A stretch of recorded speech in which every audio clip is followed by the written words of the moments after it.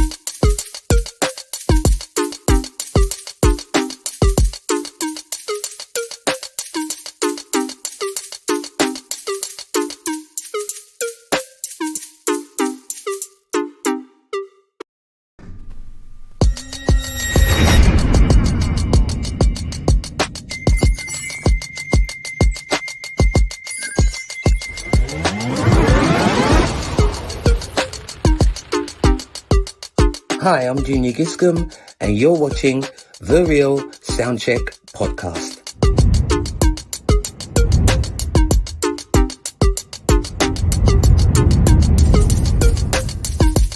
Hi, this is Carl McIntosh from the group Loose Ends, and you are watching the Real Soundcheck Podcast.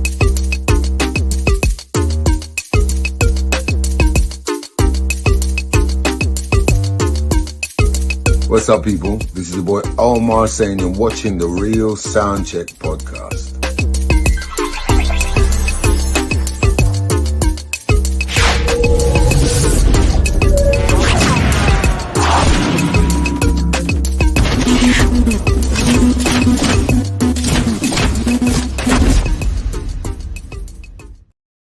Internet sound check, kick a hole in your internet sound He's working on his next 16. to borrow some bars. He's chatting your bars. He's working on his next 16 to the intro tune. Beware. Beware is all I gotta say. Watch, that'll be distraction. Chicken. Just in your whole internet. Yeah, dance dead. Boy. Comfy wetty. We can't feel wet. If your dance dry, we can't feel wet. Yeah. What are you saying, brothers? Good, man. Good. How we doing? Bless. Glad to be here, man. Tired. Blessed and highly favored. Oh, that's the one. That's the one. Yeah, man. Tired. But I had a... them church slogans. You're too blessed to be stressed. Yes. Come on, give me some more. Oh, I was going to say, let's reel him off. Let's have him. Let's have it. I'm blessed and highly favored. I'm Let's too have blessed it. to be stressed. Highly favored. Come on. What's Dave, the rest? come on, give us one. Give us People one. in the chat, help us out. What's the rest? Give us them church slogans. Look at Butch's face. Give thanks. Yes. All is well. God willing. All is well. God willing. If loving the Lord is wrong, I don't want to be right. Won't he do it? Yes, he will. All the time. God is good. God is good All the time. All the Look time. at God. Look at God. Yes, sir. Praise the Lord. Tell the truth and shame the devil. I'm telling you what I know. Yeah, grown folks must have them all, man. Cause he's from the States. He must have them all. He must have them truth and shame all. Grew up with all Lady that. J. What was that one? What's Laney got? Laney's always wrong, you know. Laney's Why always. is Laney talking the things? That's got nothing to do with it. What's wrong with you? Why What's wrong with you? Wow. All right, so you're a snitch. All right, cool. All right, Laney. All right. For those listening on Spotify, the comment is allegedly one of the members of the podcast Allegedly. was checking Yes. out a batty on Sunday. No, not a Batty. Just checking out Batty Was checking out batty On the Lord's on a Day. big Sunday. On the Lord's Day. Yep. The best day to check it. You know that batty is blessed and highly favored. There we go. And some of them were high. Anyway, let's just continue. Oh, good evening to all the people in the chat. Yeah, man, big up. In abundance. In abundance. Let's do a check-in first, man. Should we do a check-in first with us first? Yeah. Batty and church hats. That's just wrong. You know, I love our community, you know, because we're of the same Church spirits. Friction. Ain't no lies in that. No lies, man. Some of them church dresses, it's like, yo, sister. Some of them church dresses fit too Listen, well, I'm telling very you, well, very well. and you're looking at sister whatever her name, and you're like, Lord God, please. Sister Ethel. I was part of a congregation at one stage, and I caught the assistant pastor trying a thing, and I clocked him. You know, he didn't know I was where I was. He thought he was by himself with sister so and so, and I heard the comments over, and I says, yeah. And he turned around and see me, I says, yeah. I caught you. But then it raises the question: who says that you can't be flirty and whatever just because you love His God? wife. What's the problem? Oh, it wasn't. Ding, ding, ding, ding, ding, ding, ding, ding. Lady, The first lady of the church. first okay, lady, okay. sister, whatever her last name was. I'm not shaming the devil. I'm not talking the truth. I'm changing names to protect the guilty.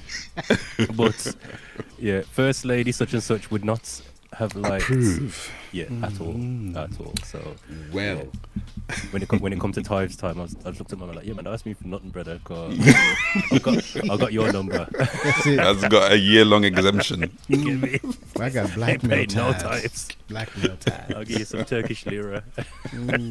Yo, that's a whole nother show, you know. The past that thing in a church. That's a whole nother Yeah man, conversation in another very big episode. Yes, man. very big one. Yes, man. I got Yes, kicked man. out of a couple of churches for my my approach and my opinion towards paying tithes. Oh, you got kicked out. Well, Yo, not what you mean? What directly, the roof really didn't need fixing, and they keep telling you that it does, and they Well, keep asking you for money. It's a deeper conversation, but basically the concept of paying tithes is not a New Testament concept; it's an Old Testament concept. However, we about it's to brought. talk this. We about to talk it's- this. We about to talk Just this. what it is. let it out. Let it Yeah, out. man, Let yeah, him man. finish. I Let him love it. finish. I love it because it's true. What he's saying is true. Old Testament scripture to basically make people believe that they need to pay tithes because it's biblical. However, the scripture they're using is Old Testament, but Christianity as a religion is a New Testament concept. Do you get me? So Paul never spoke on the apostles didn't speak on paying tithes.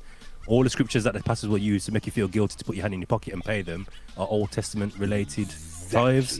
What And we're it done with was Old about Testament. Crops. That's it. That's it. It's about, Sending sorry, say it crops so again. they could save it up. Crops. Should you need them, Yeah. the church would have them and they could feed you for hard times. That's what the tithe It was about. more like sustenance, so like Yeah, you know, resources rather than finance. It was resources. absolutely. Put down this and put down that and put down this and put down that. Ready for hard times. Not That's so the pastor can drive a Merc. Because there'll be people who pull out that verse saying you're supposed, this is where it says it. Because Shall a man rob God? Where does it? Say it again. Shall a man rob God? That's the one I use. Okay. Shall a man rob God? Like, oh my heart. Oh, you hit me in the heart with that one, bro. Like, nah, I don't want to rob God. I best pay my tithes. That's an old school scripture. That's an OG scripture. That's an You get OG me? scripture. Make you feel guilty and all that. What a way to start the show. Wow. Innit? Yeah, man. We start light, man. We start with the light topics. That's right. Keep it light. Keep it light. Keep it bouncing. Hi everyone. You alright? Y'all thought y'all had storms last night, did you? So how's everybody else's weekend? Blessed and highly favored. Bless the heart. All right, to switch it up. Let me tell you. Let me tell you about my weekend. It was busy. 4 events back to back, day after day, all day and late nights. It was very, very tiring. Funeral to live stream, photo shoot, wedding, and memorial service. Wow. So it was just very, very tiring. But let me give you a little insight into the wedding that I did on which day was the wedding? The wedding was on the on the Friday. Yeah. So let me give you a little insight into what happened when I went to do this wedding on Friday. Right, so I'm at Woolston Manor Golf Club doing a wedding here today for a couple of good friends of mine, Ron and Halima. And as they are good friends of mine, I decided to kind of push the boat out a bit for them today. So I've done full sound system and lighting. Had sound system set up at speaker setup, I should say, rather, in 3 separate locations around the venue, all being controlled remotely from wherever I was. So it was a pretty elaborate setup in terms of the sound and the lighting as well. So it was a good look in that respect. Because I bought so much extra stuff, I had to get this van. For the first time, I had to get a Luton box van to fit everything in it. And I needed a tailgate as well to be able to get things in and out of it easily. So first time using this van. So I'm driving here this morning and following the sat nav, and it's telling me how to get here. I'm in Chigwell. It's telling me how to get here from south and whatever, Rotherhithe Tunnel, and the usual way I normally go. So I get to Rotherhithe Tunnel and I see the overhead thing is. I'm thinking, oh boy, is it going to fit through there? Is it not? And I think, yeah, it's going to fit. But it doesn't. It starts clanging and scraping the top of the truck. So I had to do one of them quick U-turns and come out and go all the way up to Tower Bridge, to go over the water. But anyway, it wasn't until I got here and opened the van and looked inside that I saw what had happened. All of this. All of that. So you see, those things have literally torn through the whole of the top of the van. Look at that. Literally torn through the whole of the top of the van. Looks like paper up there. All of my stuff in there was covered with this fiberglass stuff. So yeah, this is what it's done. Gutted. Absolutely gutted. And this is a brand new van. So that's not such a good look. So just in case you didn't know, box vans, Luton vans can't go through Rotherhithe Tunnel. It don't work. Don't do it. So yeah, it won't happen again. That won't happen again. We live and learn. Ouch. Oh, yeah. Man. Wow. Man. Wow. Yes, mate. Yeah, mate. Yeah, mate. So this was how I started the day. This was how the day started. So yeah, man, can you imagine that when we opened up the van and we saw this just tear up the whole thing, just tear up the top of the van, you know? Mad. Because I'm thinking the entrance to Rotherhithe from south, that's Surrey Quays, right? So That's right. How did you do a U-turn? So you got when you're going into the lane that's going into the tunnel, either one of the lanes, you've got the bollards on the left and the right to make sure that you're narrow Skinny enough. enough. Right. Yeah. So I got through them. So I thought, okay, calm. That's cool. That's nice. That's a good start. And then I saw the overhead things hanging down. And I'm looking at them thinking, can I? I think, yeah, I think I can fit through there. Obviously, I clearly misjudged that. So when I had to, but the thing is, once you get there, you can't reverse out because it's a tight lane. You can't get out. Yeah. So beyond those little things, if you are too high, there is normally a little emergency U-turn. Either on the left or the right. So as soon as I saw that, I was like, oh, give thanks. So I just quickly turned around that thing and did a U-turn down that emergency lane to come back, and thankfully the traffic let me come out and do that.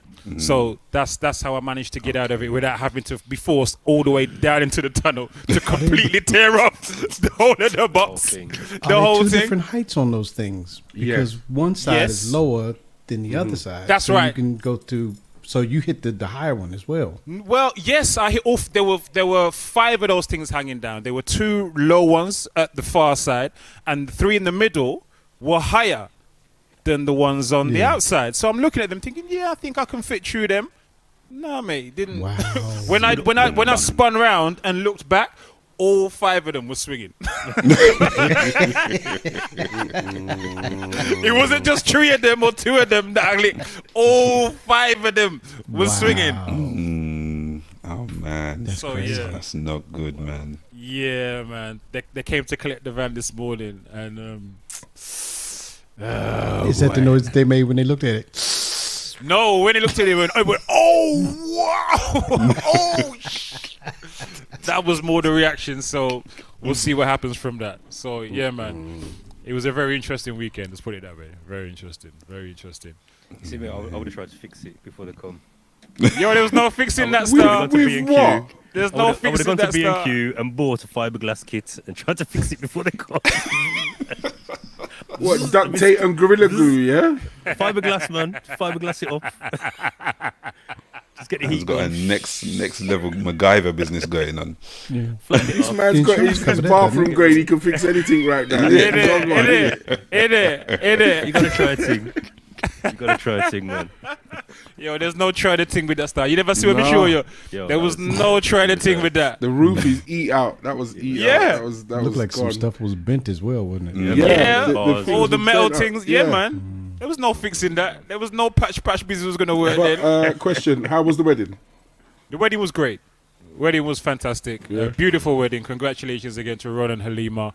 Everyone had a great time. And even though I got there late because of that, because I have to obviously go back into central London now to go over Tower Bridge and get catch up in all the traffic. Oh Lord. So it was crazy. It was crazy. But thankfully when we got there was a couple man there to help me set up quickly, and so we managed to keep everything on time, which was the most important thing, and everything was cool. Yeah. Quick question from Laney, when I find out, I'll update you. Yeah, when I find out, I'll update you. So I had to pay £250 deposit for the van, which I know is gone. And if that's all I gotta pay, then I'll be grateful.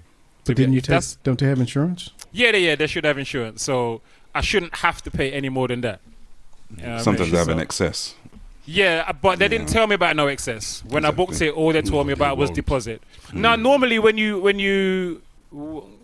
I book, because I initially went to Enterprise, and they told me what the excess was. This was a different company, and they had a different setup. So yeah, Laney, we'll see. I'm still waiting to find out. We'll see. We'll see. Yeah, yes, all of that, Butch. All of that. Yes. So yeah, that's me. Shall we say what's up to the people in the chat? We lost tech. Absolutely. No man, he's gone. I thought you were going around how people's weekend were. Well, I wasn't hearing nobody talk up. So Maybe you didn't put the spotlight on them. Friction. How's the bathroom going? Yeah, I was saying to grown folks, man, the light is visible at the end of the tunnel. I've got 14 more tiles to lay, and the project can be signed off and handed over to the customer. I'm in good spirits, man. I've grafted today, man. I'm battered, but I'm in good spirits. So have you done all the plumbing as well? The plumbing got done from a long time, yeah, man. The plumbing, okay. Yeah. Obviously, the toilet needs fitting, but that's just push in place and connecting. It's done, but it's all ready to go. You got to kind of do the plumbing first, didn't it? Yeah, man. The plumbing got done, so that's all behind the walls. So that was one of the main things: get the plumbing done, hook it up, turn it on, make it run for at least 2 or 3 days while I'm doing other things, just to make sure there's no leaks or whatever. But yeah, man, all the plumbing's done. So right now, so last week I'd done the second round of tanking in, so putting in the waterproof edging and all that stuff, which is what Vinyl Solve was talking about the other day. You know, we were talking about that. So I've got like 3 layers of tanking now, so nothing ain't going to come through the ceiling. Even if it leaks, it's not going to go through. And then it's just tiling now. So yeah, man, I'm in good spirits. I can see the light at the end of the tunnel. Nice. I see the light. Nice. So I'm already thinking about the next project. Watch out! You sit down and rest your foot. No, man, no rest, man. No rest, man. You got to keep it moving. All right, well, it's going to be a garden house. Yeah, if you want it like that, I'm sure I can find some shit for you to do down here, bro. When you're ready, man. Just feed me. I'm good. Feed me and accommodate me. I'm good, man. All right. Yeah, man. All good, man. All good. That's been my focus for the past couple of days. Is just getting that done. Nice. Sir Knight. Well, I had a great weekend overall, but it started off kind of weird with my first drawn out to an event which I planned to stay until 4 or 6 for the first time in ages, because that's when the trains run and I can get back home. It was called Old School Hip Hop Night. Old School Hip Hop. Music policy, 100% old school hip hop all night. Let's go. My partner even got me a Hey, t-shirt. yo, New York, let's go. Old school hip hop. Yo, that's a dope t-shirt, by the way. Yeah, partner got it for me, knowing that I'm probably going to this thing. So put on the t-shirt, got down there. My friend don't have ID, couldn't get in. Oh gosh. So I'm in, we're waiting for another friend. How old's your friend? Oh. He wouldn't 45. be right. You know what I mean? He had his NHS card on him, he had his bank card on him. Like, no, we need photo ID. It's accountability badge. Right. Pension. Then there was the most thorough search I've ever seen going into a club, where they actually unzipped my wallet to put their fingers into the pockets. Nah. Wow. Right, so there was that. Then you step inside and there's 2 rooms. Wait a second. So you go to one side, you're hearing some music. Go to the left side, you're hearing oops, oops, oops. I thought this was 100% hip hop. So go to the other side where it's the hip hop room, supposedly, and I'm hearing Usher, You Make Me Wanna. And I'm hearing Blue Cantrell. And I'm hearing Blackstreet. So, yeah, that was a bit of a flop. Okay, so promoter's name and venue's name, please, so we don't make the same mistake. Expose. Wow. Oh, man, I don't even know the promoter's name. I think it's something that popped up on Insta, and I thought, okay, old school hip hop. Let me go down there, and I thought I was going to get some nourishing hip hop, some nice beats and stuff, and it flopped in that. Okay, sense. the next question was: there any old school DJs on the lineup that you could say, all right, they were there, that's the reason why I'm going? Well, or did you go because of the brand? The brand, exactly. It was Exactly. the description. Can't trust it now. And this is where, again, me and my friend were talking about Good Muse and how this would more or less solve that, because their definition of hip hop is different from our definition of hip hop. Totally different. Totally different, yeah, man. But then on Saturday, had a nice time. Was treated to an outdoor version of an escape room, but you're on a mission. So it's kind of like solving clues, finding the next thing, going to the next place, working this out, unlocking that. And yeah, Right that was up a my lot. street. That sounds Very enjoyable. Yeah, my partner treated me to that. And also, what time are you getting treated up by the partner? You can very well treat up. Yes, very well. I'm blessed and grateful. And Highly favored. Yeah, Highly yes, favored. yes. Even to the point where I was gifted some plantain jam. What? Plantain jam, yeah. So spread that on the bread just nicely.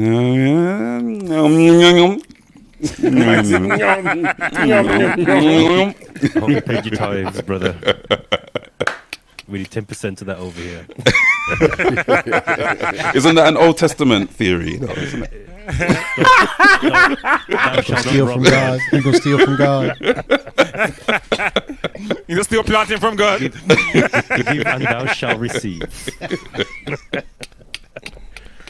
You started it off now. People want to know where they're getting this plantain jam from, bruv. You can't come out with things like that. Well, I was gifted it, so I don't know where it came from. I'm just grateful, and I'm eating it nicely, so I'm going to try and take my time, not spread like too thick on the bread, because I want it to last.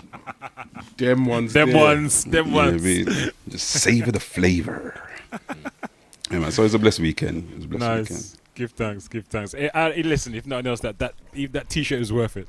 You know what I mean? T-shirt One of them ones it. where you get to the end of it and you put a little bit of water in the jar trying to stretch it. Some hot water. Shit.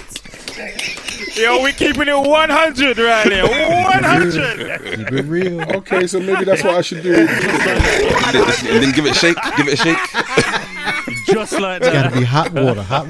Okay. Just a little bit. Because there's beer of it round the outside, and I'm like, boy. Or hold it over the kettle. So boil the kettle and hold it over the kettle. Steam it now.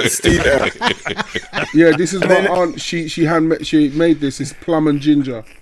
And then you got to like toast the bread so the bread's not soggy. You know what I mean? Under the grill. Science. That's like soak it up. It's bad when you got to start applying science to a meal. You get me? No, to munchies. That's what it is. I think we're going too far for the community. Lady J called us Dotty Bongo.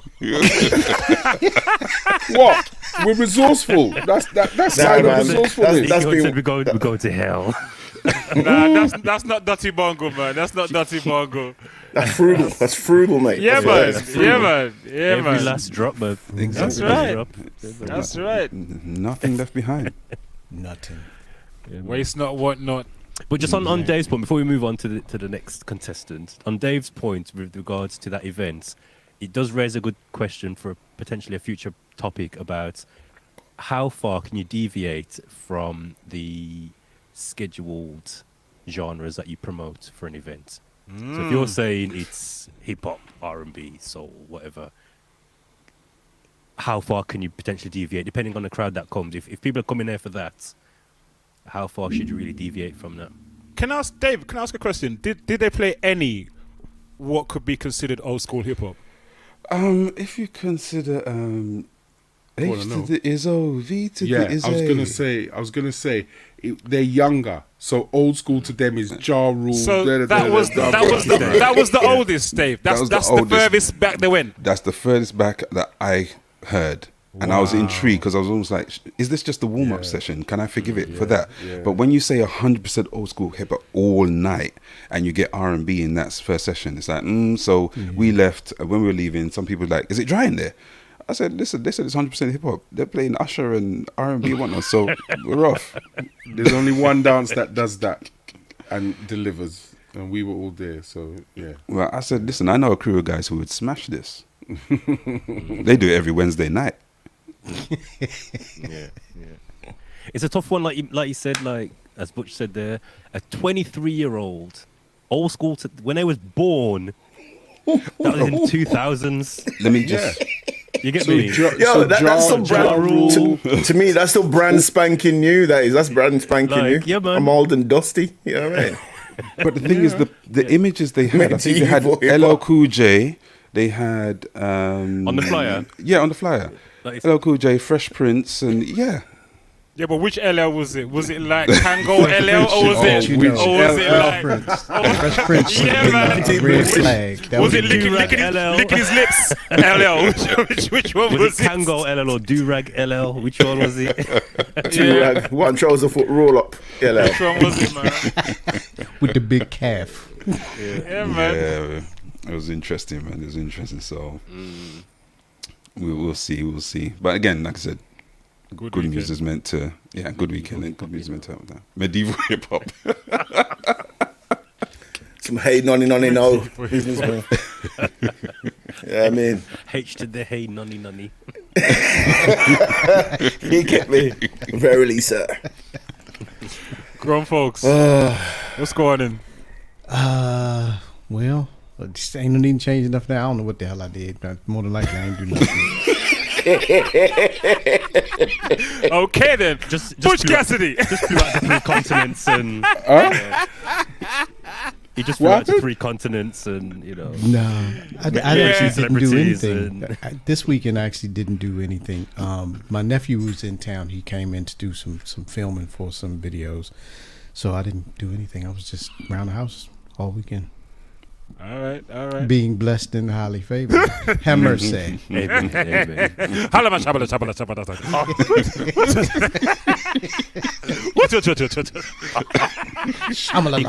He got too far, brother. You did too much this, brother.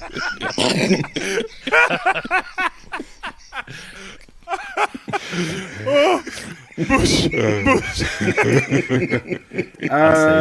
It was a chilled one. Done some domestics, chilled out for Saturday, contacted family and just checked in with a couple of people.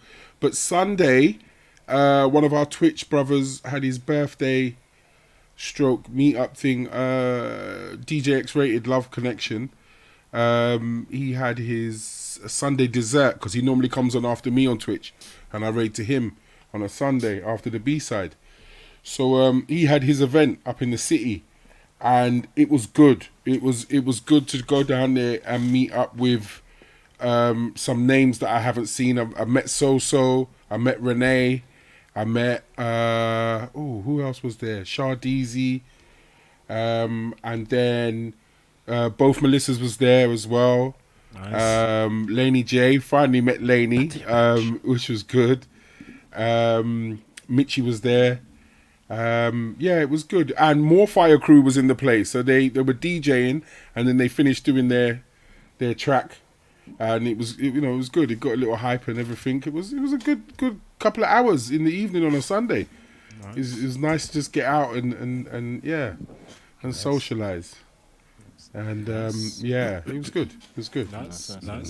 I'm gonna say, Butch, I don't know what your skincare routine is, but you're glowing, brother. You know what? No homo and all that. You get me? All No, the we don't do that. We're big man. We don't do that pause me? thing out here, bro. You know what? Thank you, brother. Thank you so much. I can't lie. Yesterday, before I went out, I was like, let me just rough it. And then something said to me, nah, you know what? There could be potential in there. You know, the man come from and whatever. So I said to myself, let me just give myself a little home shave, quick little shave, and then I what did I do? What was my routine? Oh, hot flannels. As soon as you finish shaving, put that hot flannel on there, calm everything down, and then it's straight E45. Okay. Straight, keeping it real. That's it. Straight Butch, E45. how is it that you have everything that you talk about at your arm's length to show? How in the hell is that possible? It's got bare props. You know what I mean? Because you know what it is? I live at this desk. This is where I do everything. Man's got a sport billy bag. This is my little media. The man that freestyle about space. things. Look, I've got Talk about the mini disc. What's this one now? You can't see me. You might pop on a USB. This is the olive oil. Yeah. And I remember back in 1970 when I used to use this. Look at the phone. Yeah, he's got the phone. That's my phone. That was my first phone. Don't muck about. Then you got the black castor oil for the hair. Don't mess about. It's there. You have to have them things in hand. Like, you know what I mean? Then you got the Opchix eye drops. After you bun out your eyes, my man's looking at table, man. My man's looking at sponsorship deal, you know. Is Karen James in the building? Because Butch ain't getting caught slipping or lacking like I was the other day, man. What do you mean? I got dry elbows or something. Dry elbows. Getting caught lacking. Stop it. Karen James had to help me out, so I need to take a leave from Butchman and walk with all that stuff. It's walking things. But yeah, it was just a nice chilled weekend with a nice finish. Nice. Set me up for the week. Nice. Door tapper in the building. Door tapper, back. Nice to see y'all. Nice. As well in the building. Boom. Tech, go on. There, you know. There. What you saying, people? Salutations, chat room crew. What go on, man? Apologise for the tardiness. What's going on? You tell us, bro. This weekend, what did I do this weekend, man? It was like some slave labour business in my garden, mate. It was oiling all the garden furniture, the decking, because I've got like a raised deck and steps and stuff for doing all that stuff. And then I've got like a man shed down the bottom of the garden. We was starting to paint that and repair a couple of things on that. So I was getting out the power tools, chop saw, redoing a couple of the trims on it, man. So before it started raining, I get electrocuted. So that's what I was on Saturday. Yeah, nothing particularly interesting, but necessary. Yeah, man. Okay. That is interesting. That's those of us that procrastinate. It makes us like say, Lord. It's gonna be done. You know, one of those, them jobs you've been putting off for ages. Like, I need to do that. Yeah. Man, Mrs. is on my case. I was like, all right, I'll do it, man. Do you know what I mean? So, yeah, it was a lot of procrastination before it happened, though. To be fair, so you know what I mean. All right, respect. We've got to say salute to our brother, Mr. Diesel. Diesel, who hopefully will be joining us later on in the show. All right, so salute to Mr. Diesel. We look forward to seeing him when he gets in. Salute to everybody in the chat. Thank you all so much for coming through.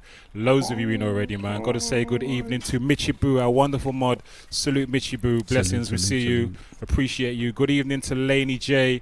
Good evening, man like Platts Pro is in the building. Man like Platts. One Platts. Good evening, Platts. Brother Platts. Bless up. Good evening to Melissa Deans is in the building. Good evening to Miffy Moments. Good evening to the Diva Speaks. T. Dot is in the building. Good evening to Miss G. Welcome in, Miss G. Good to see you in the place. Melissa Gilly is here as well. Good evening, Melissa. G-Force Leroy is in the building as well. Bless up, G-Force. Salute. Who else is in here? Iola is in the building. Good evening, Iola. Great to see you in here. I know, I saw that. That's cold, man. Laney's wrong, man. She's left, man, because she ain't right. She's left. She come with the dirty bungles as well, you know. Laney's killing us today. Good evening to Kamzi. Good evening, Kamzi. Bless up. Great to see you in the place. Good evening to Nikki Han. Good evening to you, Nikki. Nikki Han. Good evening to Door Tapper. We say good evening to Door Tapper. Bless up, Door Tapper in the building. And someone else I thought just rolled in. No, maybe not. All right. Good evening to those watching as well who don't have accounts, who have to watch silently, who can't interact with us. We appreciate you being here same way, all right? And the YouTube family, they're out there as well, Facebook. Yeah. Bless up the YouTube family and the Facebook family as well. Don't forget you can watch the replays on YouTube and catch the replays on Spotify as well, all right? Yo, we've got a lot to talk about this evening, man. I feel like, sir, we should get into it. Maybe.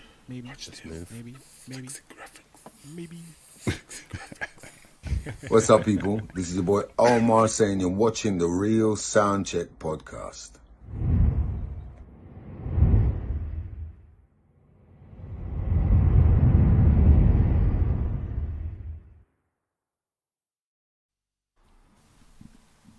So, I think we're going to start with this. This is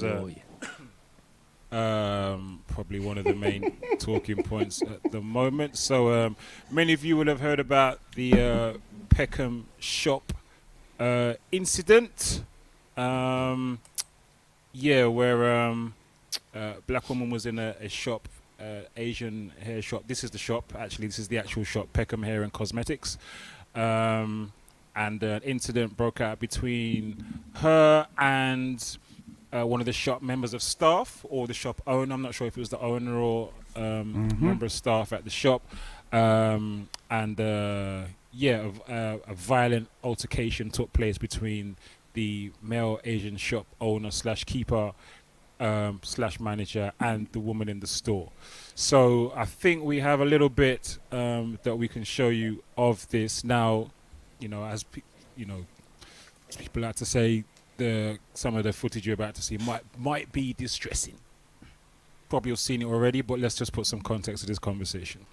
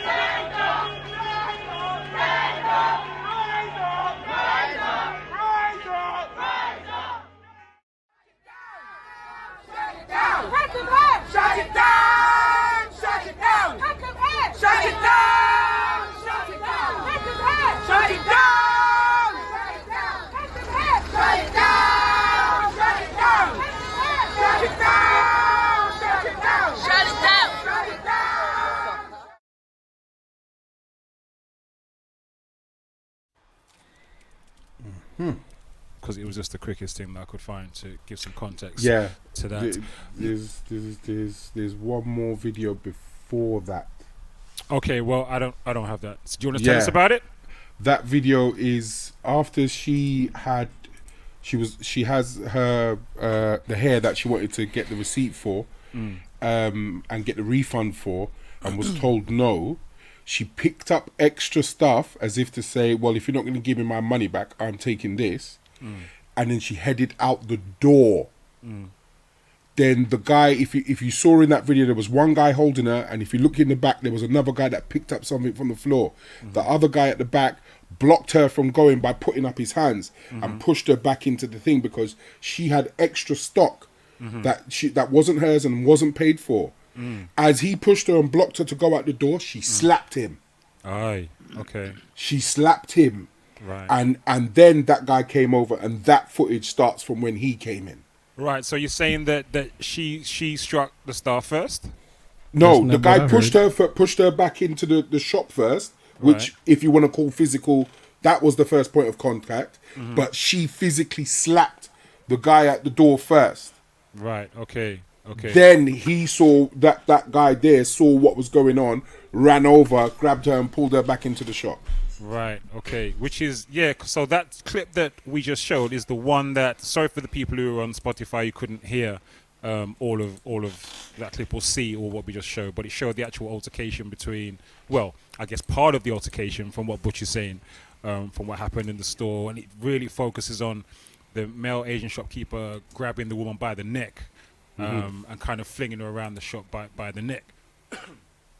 But I didn't see the bit that came before that, which is where she's trying to leave and the guy's pushing her back into the store, which I guess if you're in a shop and someone's trying to leave without paying for shit, then I guess you have a right to do. You have a right to try and prevent them from leaving the store. And it Absolutely. Yeah, but now how you do that, that's where it all kind of falls apart. So when the guy, if you've seen this clip, Butch, from the guy pushing her back into the store, would you say that what you saw from that clip, because I haven't seen it or anyone else has seen that clip, would you say that what you saw there was inappropriate? In what sense? Because you mean... Go on. When he's pushing her, you said he's pushing her back in the store, blocking her from leaving. Yeah, that's was there guy anything number there? one. Yeah, so guy number one, did you see anything in that you would say was disrespectful or inappropriate or worthy of protest? Well, she slapped first, if anything. The security guard. She was trying to walk out. She was trying to walk out, so he blocked the door. She was trying to barge. He pushed her back in. Right. She slapped first. Right. So when you saw him push her back in, did you see that was no? okay? That's as a trained security guard. That's reasonable force. Right. Okay. All right. Yeah. So, as a trained security guard, that is reasonable force. Everything in the video that you've shown is excessive force. That's way too much force. Way too much force. That's beyond assault. That's blatant assault. So I think I found the whole video. Ooh. If you want to play it. Yeah, if you can load it up. Yeah. Upload it. Yeah, let's have a look. Can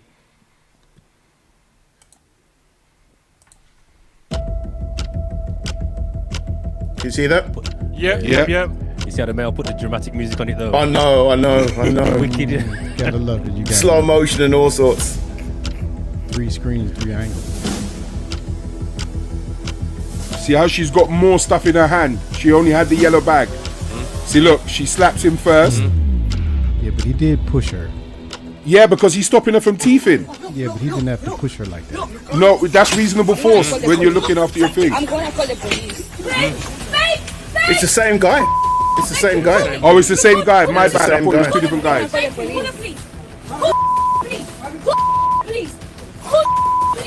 This is what this is, babe. Babe, this man put his neck on me. This man just strangled me now. Just get off me. This man just strangled me. Get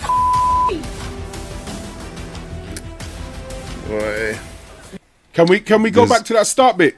Yeah, Can we go back to that start bit? Because I think there's a difference. As I said, as a trained security guard, there's reasonable force and excessive force. She's picked up stock that she hasn't paid for, and she's trying to leave. He puts his hands up and just says, "No, you're not leaving. No, you're not leaving. You're not going out with all of that. No, you're not doing that, please." And then she slaps. So he only had his hands up around his waist. He didn't move it any higher or anything else. She slapped first. I'm gonna call the police. And then we licked him with the trolley with the basket. Babe! Thank you, record it. Call the police. Call the police. Call the police. Call the police. This is what this. All right. So for what I'm looking at there, this thing escalated from my girl slapped him, right? Not trying to say that justifies my man's response. No, it doesn't. It did seem like it was too much still. But this whole thing, the thing seemed to go to the next level when she slapped him. Yes. Before that, he's got his hands up and he's trying to block this, and then when the first couple of times didn't work, then he's pushed her back into the store. She's trying to push past him. Yep. He pushes her back into the store. Yep. And then she slaps him. And from that, I think that's when it's just like it's now we've gone into a whole different zone now, because you slapped him. We've got in a whole different area now. You know what I'm saying? So while we're all talking about obviously I'm sure we're gonna be talking a lot about the man's disproportionate response. I'm not don't want to have this conversation. I'm not gonna have this conversation while overlooking what seemed to be the main trigger of the thing. You know what I mean? There's ways to go about stuff. There's that, man. and there's also, would he have had that much courage if it was a man the same size as him, as far as pushing that man, or would he have looked at it a little bit more reasonable and wanted to have a conversation? Do you know what, grown folks? I don't know, because remember I shared a story on a previous episode on here where I got jumped by Asian market traders in Brixton Market, and I was completely overwhelmed because I was outnumbered, and it's the same. Would have been the same in the shop and the same wherever that strip is. I got into a fight with one man who rushed me. The market trader rushed me, and I flipped him. Quick, I flipped him and was on him. And before I knew it, the back of my head was getting rained with lick. And when I was surrounded by Asian men, they all picked up sticks and all kind of stuff, and I was getting clap up in the back of my head. I didn't even know where they all came from. So, and I think that's kind of how they roll, you know, because all them shops, like, they seem to be connected, you know, and all them man, they just seem to be connected. So maybe he would have done. Because when you go in them shops, it's not him one. There's like about at least half a dozen of them in the shop. You know what I mean? So, you know, maybe he would have done, man. Cause like my experience was when one trader got himself in trouble. He tried it with me, and when he found out I was on him, the rest of them just came out of nowhere. They just came out of nowhere. I'm not saying that guy's a trained security guard. I'm not saying nothing like that. But from someone who has been training and literally finished my training last month to renew my card, the law still stands, and the training that you're allowed to do is you put your hands up to defend yourself, because you don't know what the person's capable of. You don't put your hands up as an attacking thing. You put your hands up to create distance between yourself, and they say put one hand in front of the other, and it's used as a barrier just in case they're going to swing. So you put your hands up and you say, go away, step back, please, move back, you're not leaving. You speak first. And to me, as I said, with that basic training that I've got, that's what he did first. He pushed. He said, no, you're not leaving. You're not leaving. You're not going out with it. And she slapped first, which is an offensive attack on him. So after that, it's personal. It's not about right or wrong or whatever. She's made it personal. She slapped him. So if he's a man that, you know, some cultures, no woman's going to slap me in my face. Come on, let's keep it real. In certain Asian cultures, they don't put women like that. They treat them very, you must do what I say, you're my wife, you're this, you're that, rare. He could be from that culture. No woman's clapping him in his face. I think he'd have reacted if anybody slapped him in his face. I know I'm if just anybody saying. slaps me in my face, boy, I'm just saying. It's going to be a problem. Yeah. You know I think as a business owner, like what I saw there, it's the first time I've really seen, I've seen it on social, but I've never really paid much attention to it. But watching that just now, there's a situation where it's like, you've got your policy. Okay, we've got a no refund policy. We've got whatever your policy is, you've got your policy. But then you've also got, what's the right thing to do in this situation? Now I look at that now and I think his response, I feel, was excessive in the sense of, what's he going to lose? My girl's going to walk out with 4 bags of hair. He's got CCTV footage of he can clearly see who she is. He could have said, you know what? Off you go, because I've got the CCTV footage. I'm going to phone the police and give them the footage, and they're going to find out who you are, and it's going to get dealt with within the lines of the law. Option 1, yeah. He's now made that. Look at this now. The big protest outside his shop. You get me? People looking like you've got blood. You got blood on your hands, brother. You've got blood on your hands now. You get me? We're boycotting your shop. There's a big drama going on. Really, could it says, you know what? She's probably got about £15 worth of hair. Do what you're doing. I've got the CCTV footage. We're going to deal with you later. Let's keep it moving and carry on with your business day. So there's that balance of doing the right thing, which is following the policy, or doing what's right.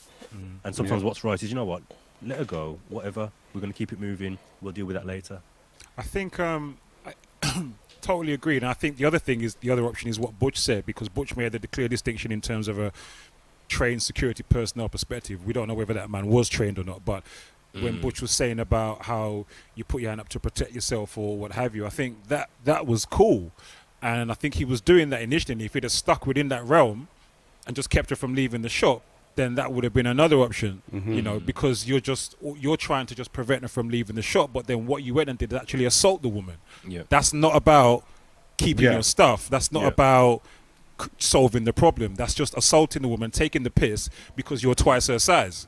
And I think because she's a black woman as well. Because I don't think if he was an Asian woman, he would have treated her like, he would have done the same thing. That's facts. That's facts. Yeah. Can I just reply to Fix Your Freaks bit? Freak, if you're saying you're right, he should have just let it go and so forth, and just let the authorities deal with her. Fine, I get that. But what happens in the instance when the person has picked up more stock? Not just left with what the little one that she came in with and couldn't get the money for. She's picked up more stock and tried to leave with it. That is what the factual case is. And I think that's why they stepped in, because she didn't just say, oh, what, you're not giving my money back? Oh, F this shop, I'm leaving. She didn't do that. She goes, well, if you're not giving my money, I'm taking this, and this. Do we know that? And then try to leave. Took more stock. Do we know that for a fact? You can see it in the camera. I can't see that. I don't know what she brought it in the first place. Right. So If the first part of this is what I'm saying, trained eye. The first part of the video, she's only got the yellow bag in her hand. The second part of the video, when she approaches the man, she's got more hair. She's got more bags, more hair, more everything. And there is another video when she picks it up and heads towards the door. And that's why the big guy was standing at the door, because they clocked her picking up more excess stuff and heading towards the exit. The other thing that I'm not clear on, because I haven't seen it in these videos. Maybe you know, Butch Tech. Maybe you've seen a different clip and have heard the whole thing. And this, to some people, this is going to sound like I'm making excuses for the agent, for the shopkeeper, but it's not. It's from something another incident that I witnessed at a club I was playing at recently, and it's a case where a similar situation escalated between a couple of guys at the club and the security staff on the door. And it got like that purely because of the energy that the man then was bringing to the security staff. Purely. The way they were the way they were talking, just the way they were talking to the guy on the door and getting in his face was inevitable that something was going to kick off, and it did. And it did, just because they brought totally the wrong energy to the situation. And the security guy was initially, in fact, not even initially, for the whole time, his voice just stayed calm the whole time. The man's voice stayed cool, calm, and then in his face, cussing, and he just stayed calm. And then eventually he says, you know what, guys, you're going to have to leave. You can't. And then it just got worse because they got vexed. So so with this now, I'm looking at it and I can't hear how the woman speak. And I heard how she got vexed at the end, and she had a right to be vexed then when he's gripped her up and things. But I can't hear the energy that was, what energy was being brought to that situation by either one of them prior to that. You know, I can't hear what she's saying. I can't hear what the shopkeepers are saying. And sometimes that can be the difference between a situation just ending how it should end and could end, and it going to something where it just doesn't need to be. Do you know what I mean? So, passion gets in there, especially when you're defending yourself, and the number one cause and source of passion is embarrassment. So if you've come to a place where you think you're allowed to get in and you can't get in, you feel embarrassed because there's gal out there, there's man out there, and you're getting told, nah, sorry lads, not tonight. In front of everybody and what? No, I'm just saying in that example. Yeah, I'm just saying, you know, that type of thing for certain people, they're not wired like that. They can't just say, "Oh, then I'm going somewhere else." They're like, "What do you mean? What you doing? What? Where?" After you just tried to check the gal in the line and then you're getting told no. But this was a situation where the security was doing their job, because the guys had gone out of the club and they wanted to come back in, and so when you go out and come back in, you get searched again. Of course. Standard. Of course. And so they had the metal thingy, the metal detector thing, and they asked to empty their pockets, and they waved the wand over their pocket again, and something beeped. So they asked him to please empty your pockets again, and that's what they didn't want to empty their pockets again.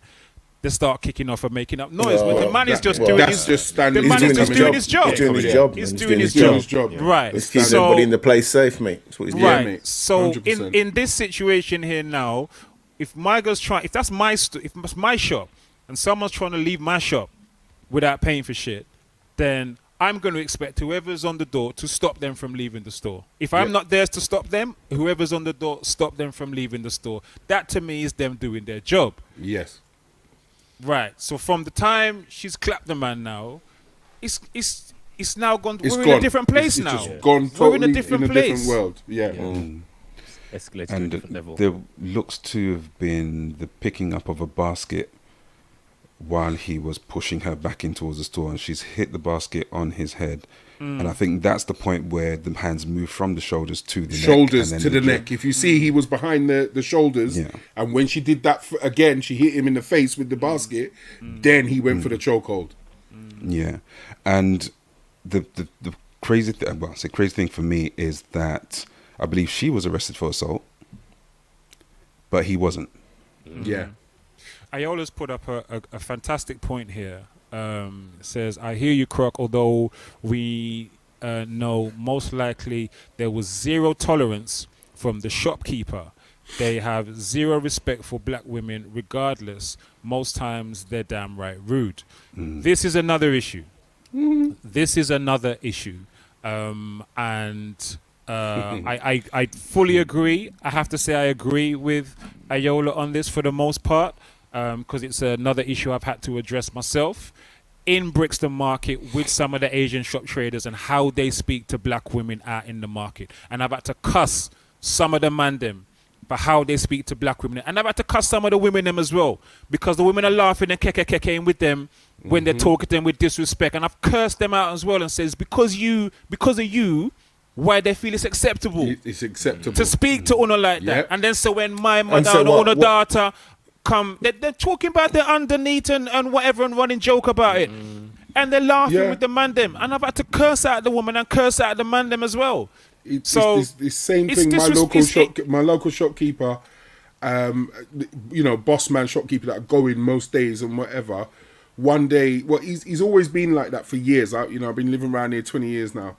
And he's always been a wagwan. You all right? Yeah. He's been like that because he deals with the youths, he deals with the parents and the whatever and so forth. And then all of a sudden one day he was like, "Oh, blood clot, what happened to you?" I just turned around and looked at him. I said, "Yeah, what? You see all your friends that let you talk to them like that? Don't chat to me like that. I'm not the guy. Yeah, there's limits to it. Say wagwan, say this." So I flipped it on him. I turned around and said, "Wagwan, you tell me how to speak in your language." And he actually did it. He told me how to say hello in his language. He taught me how to say, how's everything? Is everything okay? Have a nice day. Yeah. He saw the level of respect change. Do you get what I'm saying? You know what I mean? So now I walk into the shop and I'm saying, "Wanna come?" And he said, "Epidesa come." And I said, "Nelesa come." I'm speaking Sri Lankan with him. Do you get what I'm saying? But it's a side story to bring it back. You're right. When you let them get away with certain things and they get comfortable, you know what I mean? It can go too far. It's disrespectful. Because I know, sir, if it's Asian women walking around there, they would not be talking to them about their underneath on road like that. No. You understand? But here in Brixton Market, that's how I hear some of the Asian shopkeepers talking to the black women them and they're getting too familiar, just downright rude and disrespectful. So I do hear you as well, Ayola, on that point. 100. That's on the women though. That's on the women though, isn't it? Do you know what I mean? For allowing that in the first place. You know what I'm saying? Well, it's not just them, because some women, I don't even know. Some people might not feel confident enough to challenge them. The point is, the man them should not be talking to the black women them about their underneath on the road. Have some respect. They wouldn't want anybody talking to their mama, to their mother, their wife, their sister, their daughter like that or whatever. Do you know what I mean? So don't come to black people area, Peckham, Brixton or whatever and treat black people no differently or any less. I can't say I've ever personally seen that, man, because I'd be... Imagine you go to like market or something with your mums and they come out with some foolishness like that. What? No, man. What? Mate. If my mum didn't do it first, man, I would. You know what I'm saying? Someone's gone missing. Yeah, man. You were going to say something? Yeah, I've gone to shops with Cammy, these same hair shops. And I've noticed that they tend to follow the black people around.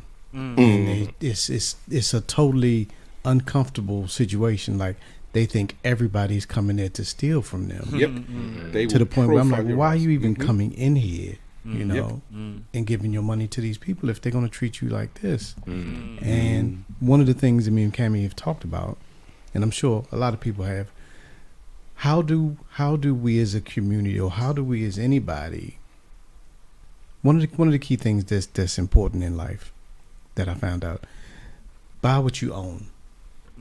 So if you're buying some kind of product, buy stock in it, own it and buy it, support yourself. So why don't we have more shops that we definitely use, we definitely patronize, we give our custom to? Seems like we just don't, we don't have, I don't know. Convenience. Is it convenience, or is it we just don't have the ability to come up with the money or make the connections to get the products in the store? Convenience. I know if it's not Peckham, what's above Peckham? Brixton, and then further down is around that area. There's a smaller shop owned by black people, and they do hair products and they do everything, so but they haven't got it. They don't have it on the scale of the big shops and have the variety of those big shops. Yeah, because they can't get the product at the discounted prices that the bigger shops do. Import, export. And part of it is all of it actually authentic. Because some of the stuff. Oh my God! I'm glad you said it. I'm so glad you said it. I ain't gonna say that the shop name. It's the very familiar shop name across London. Like, I went in there and I was like, "Oh, can I have this oil?" And I'm looking at the oil. I'm like, "It don't look right." I said, "Oh, can I get Vicks?" I'm looking at Vicks. They've just got Vapor Rub. I said, "Can I get Vex Vapor Rub?" They got Vex, not Vicks. I'm looking at certain things. No, that's a t-shirt. Right. That's a t-shirt. Vex Vapor Rub. Vex. It's cheaper. No, but he's right. Grown folks has hit it on the head. It's exactly right. People don't realise that, as well as the hair products and stuff, is also within the food and everything else. They will say, "Oh, you don't like curry powder, is it? Buy this one. This is our one." And then they'll get the one that you love to suck you in, and then it will disappear. And they got their one, the one that their cousin makes or something else will come in. And no, it's not no joke. It's true, I'm though. serious. It's true though. He is right. I'm very serious. Very, very serious. So there's a certain shop brand beginning with a P that everyone goes to, and if you go inside there, half of their stuff, or more than the majority of their stuff, is rip-off of original proper brands of companies that are black owned, that are black original and got the authentic nutrients and everything inside it. They'll just half the percentage, put some gunk in it and send it out. Doortap has got a point here, because kind of along the lines I was trying to make earlier, which was that the bigger sorry Frick, thank you. The bigger shops, they can do the bulk buy, so it's cheaper for them to buy it than the smaller shops. That's kind of the point I was trying to make. Follow that with Iola's. Follow that with Iola's come out as well. I worked that one. Yep. This one. I've worked. Iola says I've worked with a black woman who owned 3 large shops, but wasn't able to sustain the business because the Asian stores owned the market and by wholesale in groups.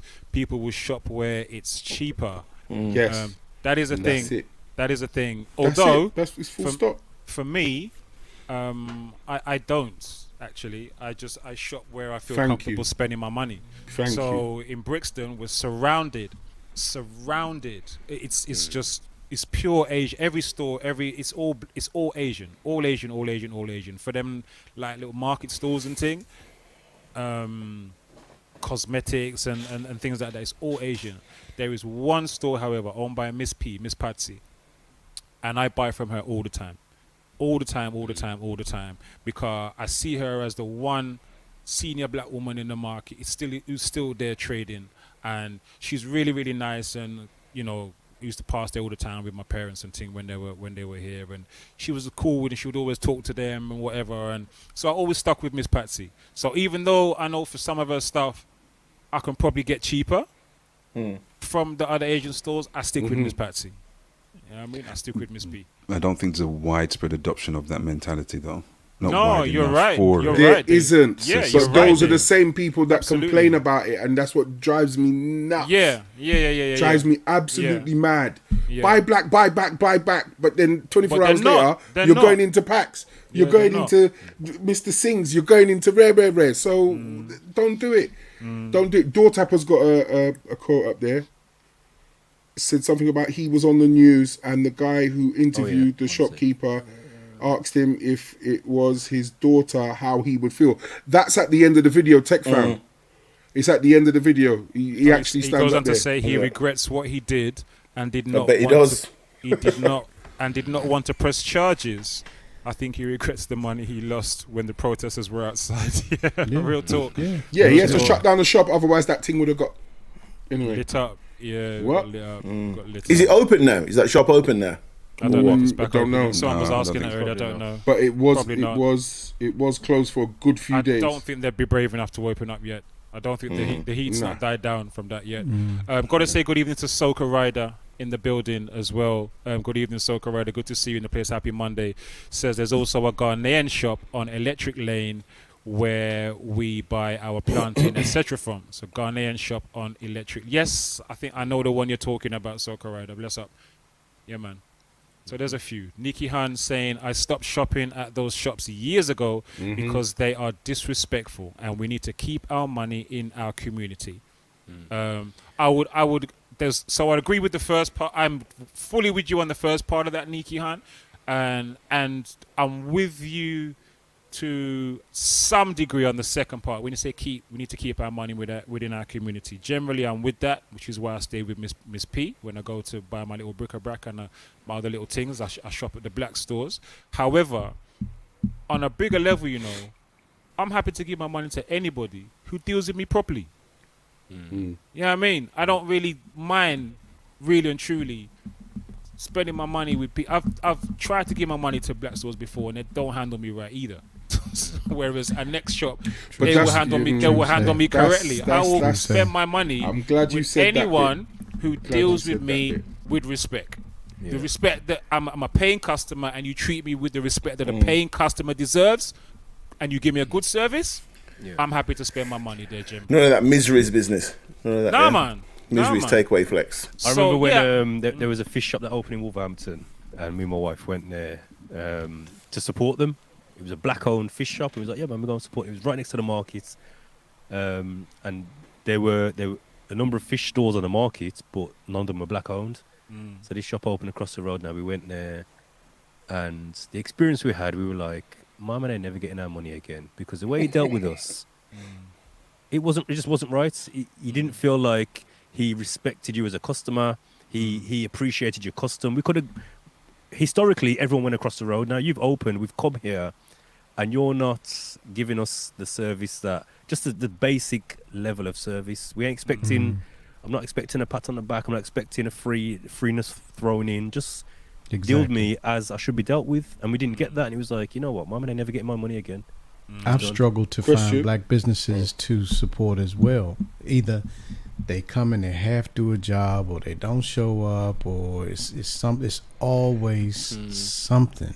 Go ahead, Butch is gonna burst, man. Did you tell them? Silence. Exactly. This is my thing. You're not being funny. If you're there to support your people, you're support them in the wrong as well.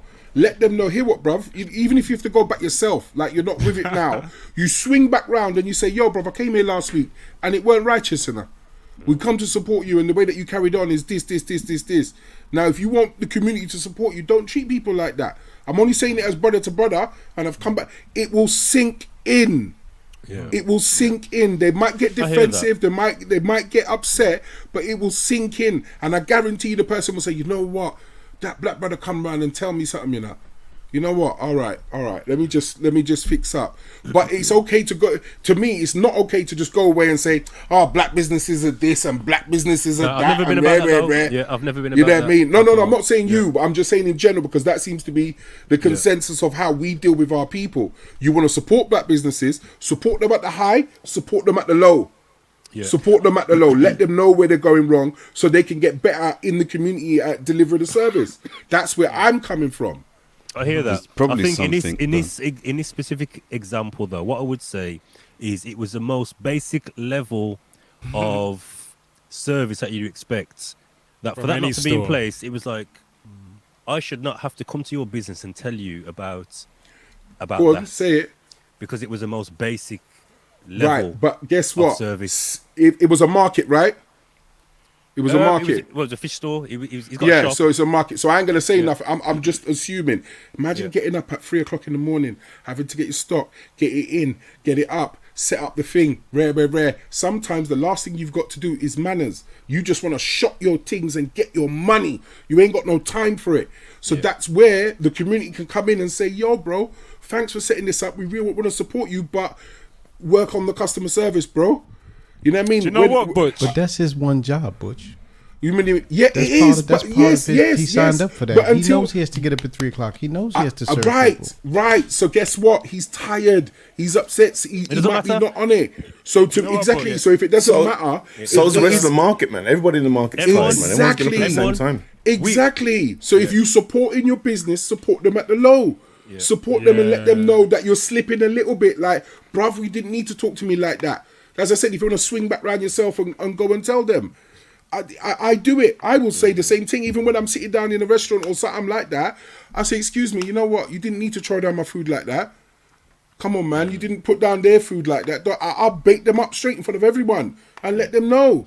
See, that example right there, that's a whole nother thing. If you notice that they did somebody else one way and they did you one way, that's inexcusable.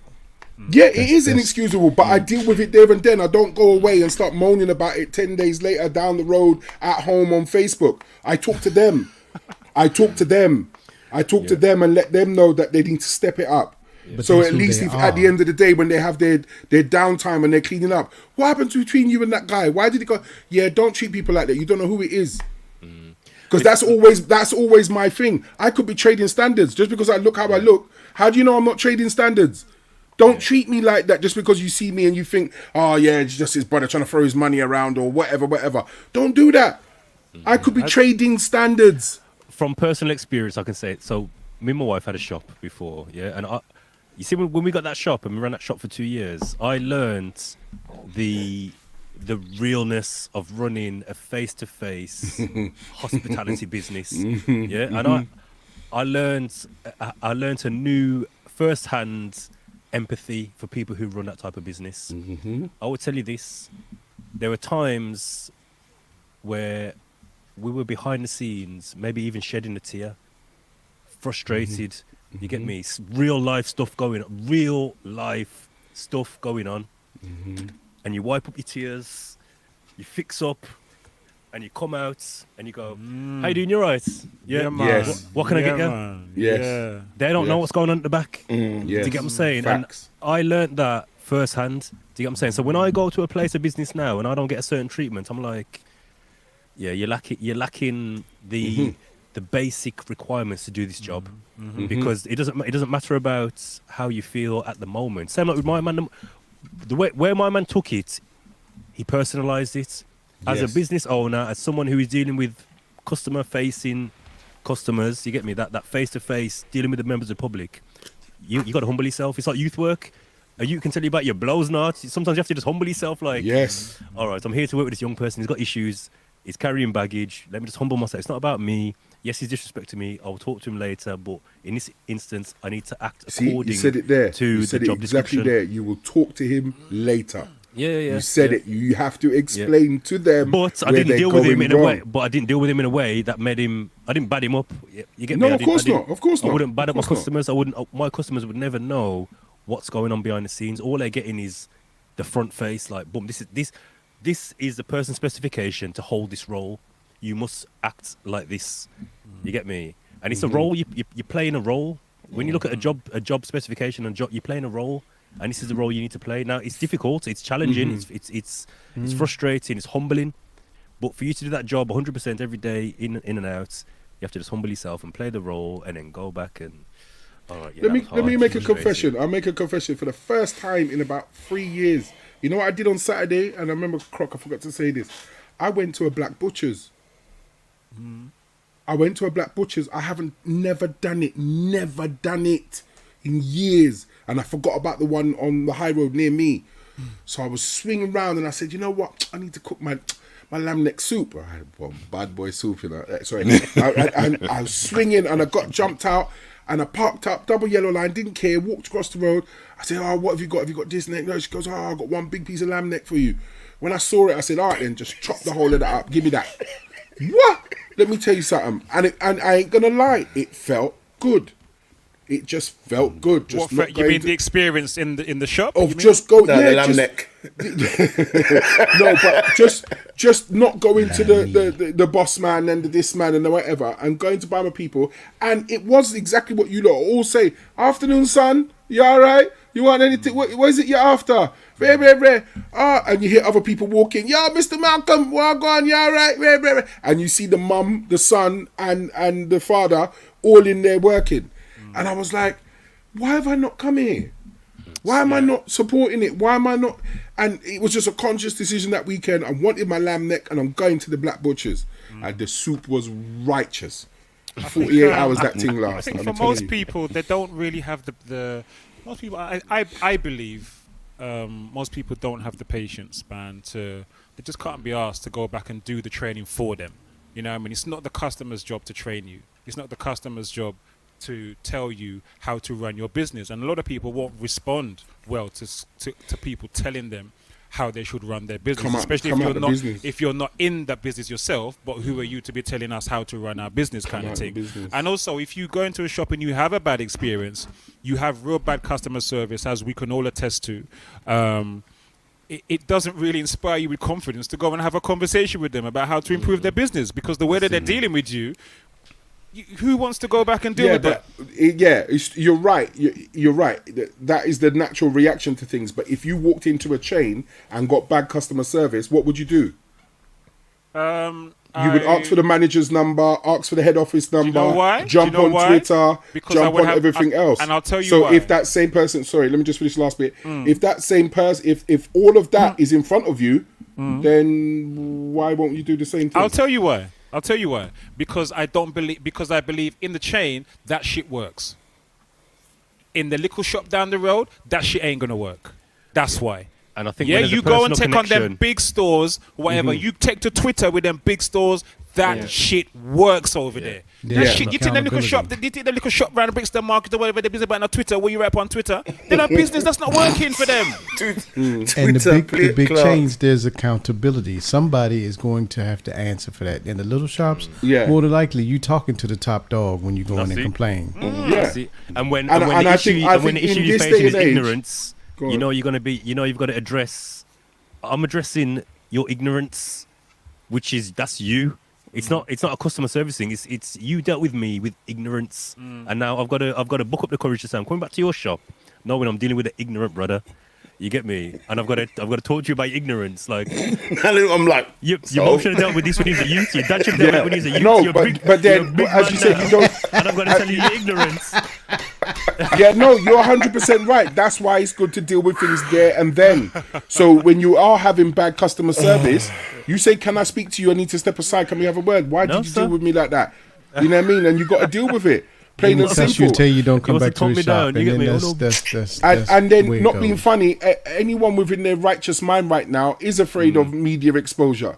So if you say to them, "Look, if you're not going to deal with me right, I'm jumping online, and your shop's going to get wild out," you know what I mean? It will happen. People will fear that because they've seen it happen to other shops in this day and age.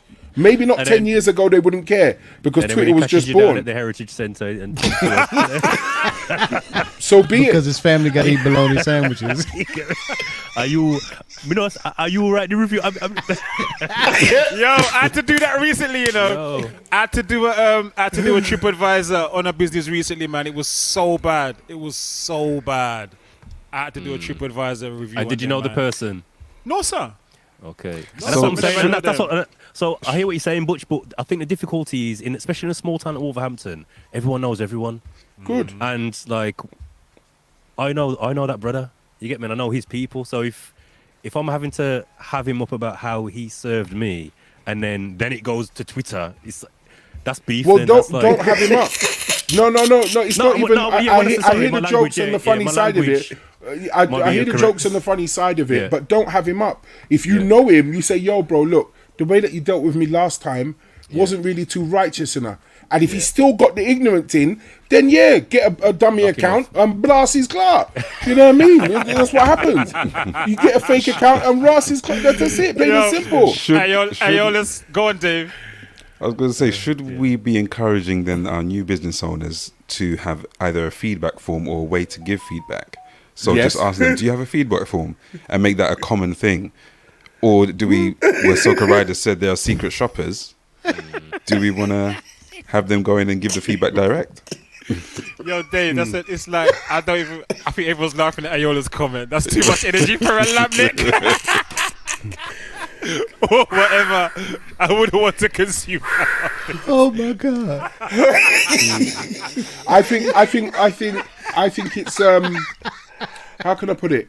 I think what I personally don't like is when people turn around and they want to swing the black card, and you're not, you say you want to support your business, but you don't support it on all levels. And I think I'm totally done with that, and I'll stand up and fight that till the cows come home. Don't swing and say, "Oh, buy black, buy back," but then you won't help a black person improve their business. You're a hypocrite. Shut up. Don't want to hear it. Ayola's kind of put a comment up that kind of addresses that, saying, "I've been saying for some time that we need to stop using the word support. It's too burdensome on both sides. It's about investment. Let's stop supporting and investing." I think she's saying let's stop supporting and start investing. Yeah, and even if you did use the word invest, is that how you would treat your investment? Oh, wait a minute, I'm not bothered to talk to you, and I'm not going to really tell you how to improve your investment. Nah, it's all right. You won't do that to an investment. So again, be careful what you say. Be careful how you want to support or invest in things. Would you really leave your investment to rot? Would you? I invest with my money. No, I invest my money elsewhere. If I'm investing my money in a bad stock or a bad place there, I invest my money elsewhere. And that's what we do. Instead of taking the harder route and the tougher route in supporting and teaching, each one teach one, all them righteous talks and all that stuff there, we're like, F you, F everything else, I'm off. Yeah. Instead of taking the hard road, which is, hear what, brother, lift up your levels. Your levels are low. People don't want to hear the harshness. Yeah, I think it also comes down to how mature and how willing is the other party to receive that type of feedback, because it's hard feedback to receive. And especially when I said, like I said before, when the attitude you're getting is not telling me, if the attitude I'm getting is not telling me you are going to be open to this conversation, then I'm not going to bring it.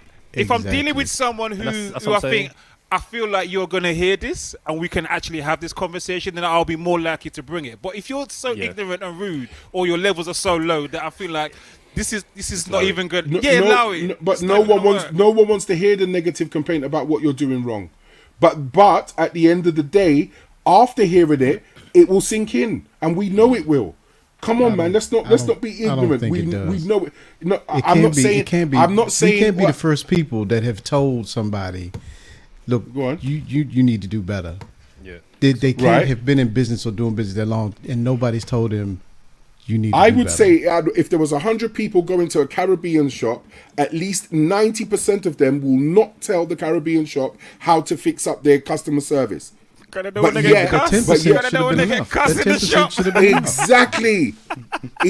because they don't want to get cussed in the shop. But they're flying the flag of buy black, support this, support that, yada yada yada. But yet you're afraid to say to the people, "Yo, I think you dealt with me wrong yesterday." But I don't think it's afraid. I don't think it's afraid. I think it's what it's afraid. You're scared. Is it actually going to be worth your effort to tell them? What do you mean? If they're already ignorant, then you can't make the blind see. Support is support. It doesn't matter. What you got to be scared of? Just do it.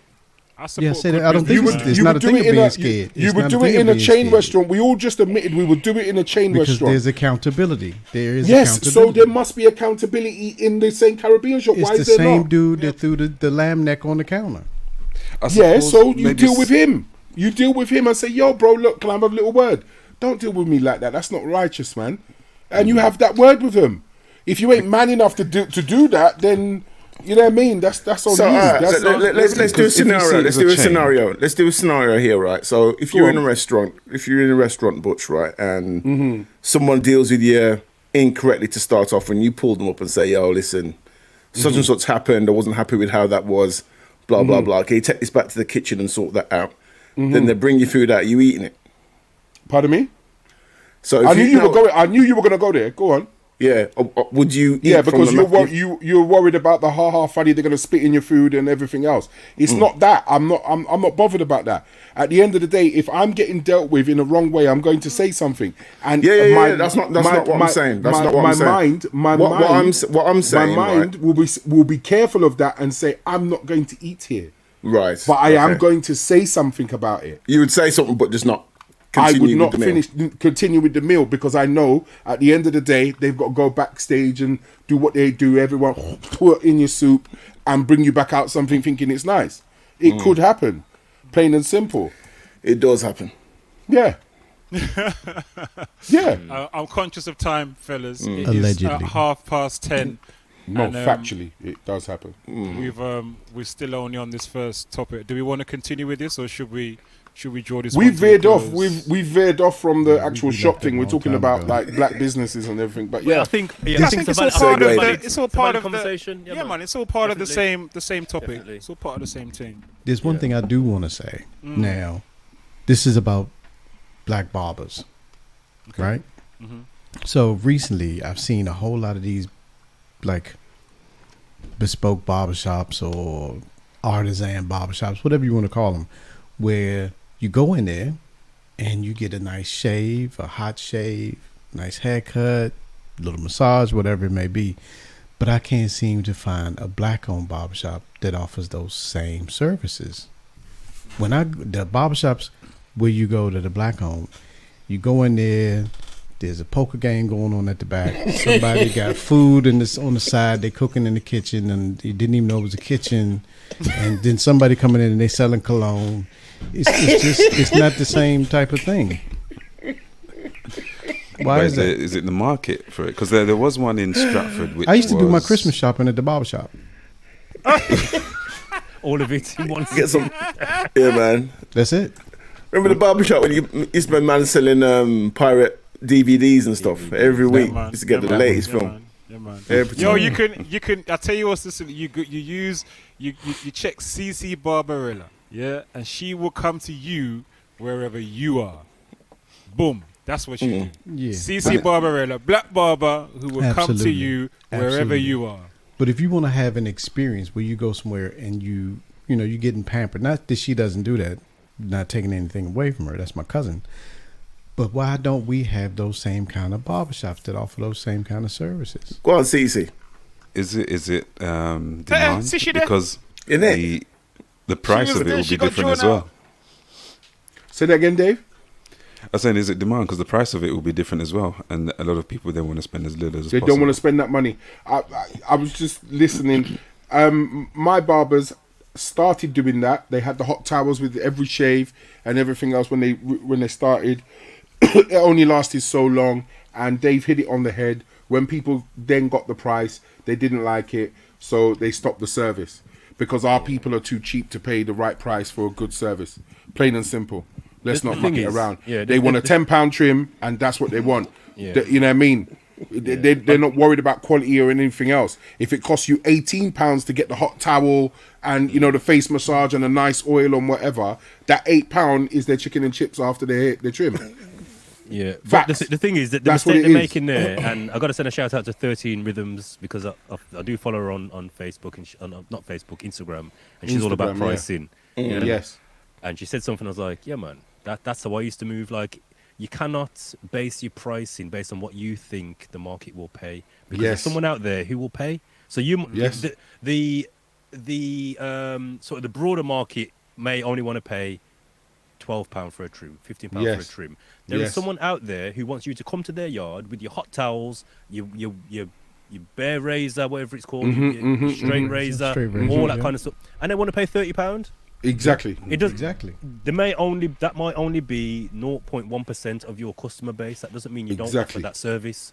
Do you get what I'm saying? Now it's not for everyone.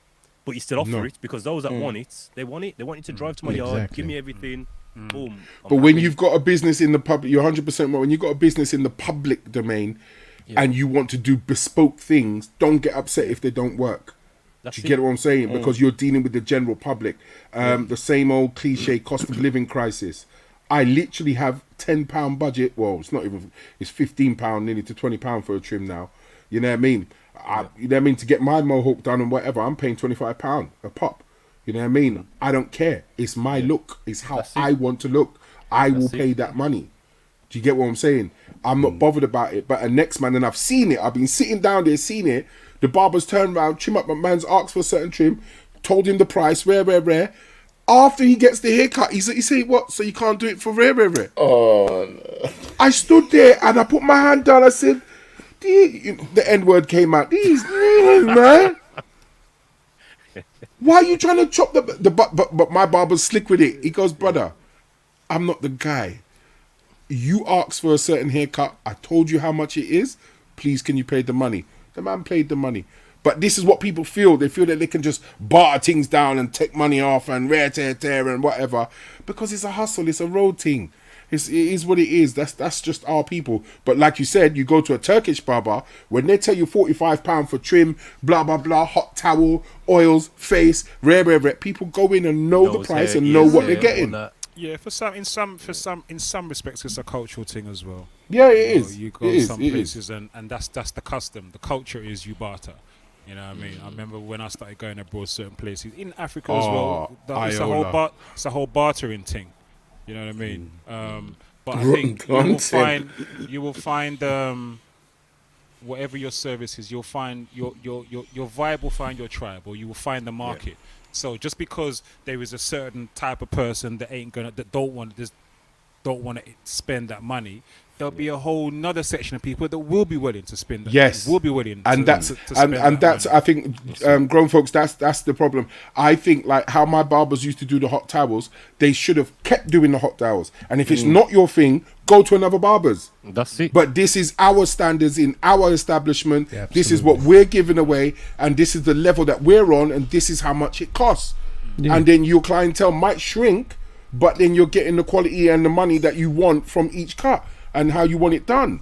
And it's also I think that how was it's presented. Failure. It's also how it's presented too, because these other artisan barbers that I go to, they wear uniforms. The man said artisan barbers. I can't believe. Little finger. The man said artisan barber. That's what they look like. They're artisan barbers. They've got loads of products on the shelves. It doesn't look like it's something that's a pop up.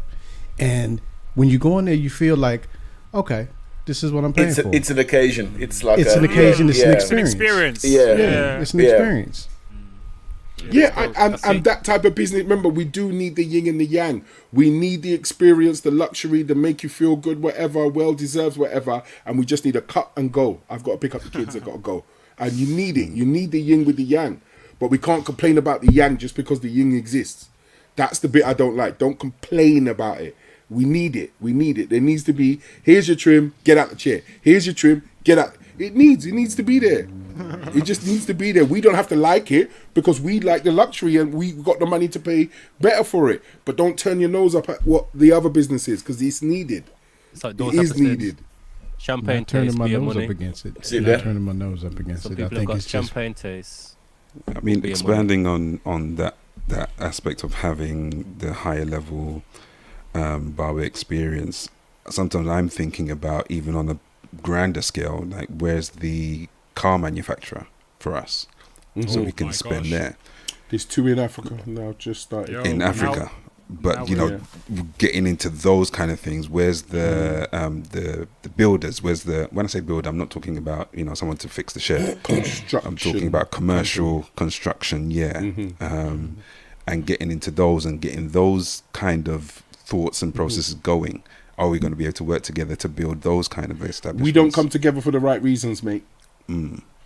We come together to complain and moan and whatever. But if I said to 1 million families, let's all put £1 in and go buy some land. Who owns the land? When am I getting my money back? Yeah. Everyone. No, I'm not saying that. I'm just saying. Yeah, but that's what they're going to do. Out. That's exactly what they're going to do. They're going to say, who goes there? There's a building, down the road from me, massive. What I mean, I can't even think of a building. Those are valid questions, Butch. If you're going to ask people to hand over money, they have a right to ask questions. Of course, they've got a right to ask questions, but you have shares in what you invest in. That's it. What else do you need to know? A whole lot, man, bro. If you, maybe not so much. No, but you have shares in that land. So, in other words, if the land gets rented for the rest of your life, you get a dividend of what the land is owed. What's the maths? What do we got to work out? It's not a working out thing. I think a lot of it is a trust thing. It's a confidence thing. No, exactly. And what will give you trust? Paperwork, lawyer, solicitor. No, what I'm saying is the confidence thing comes from people who have done this before and have had bad experiences and are reluctant. I'm not thinking about that. I'm asking the positive way. What would give you trust in an idea like that?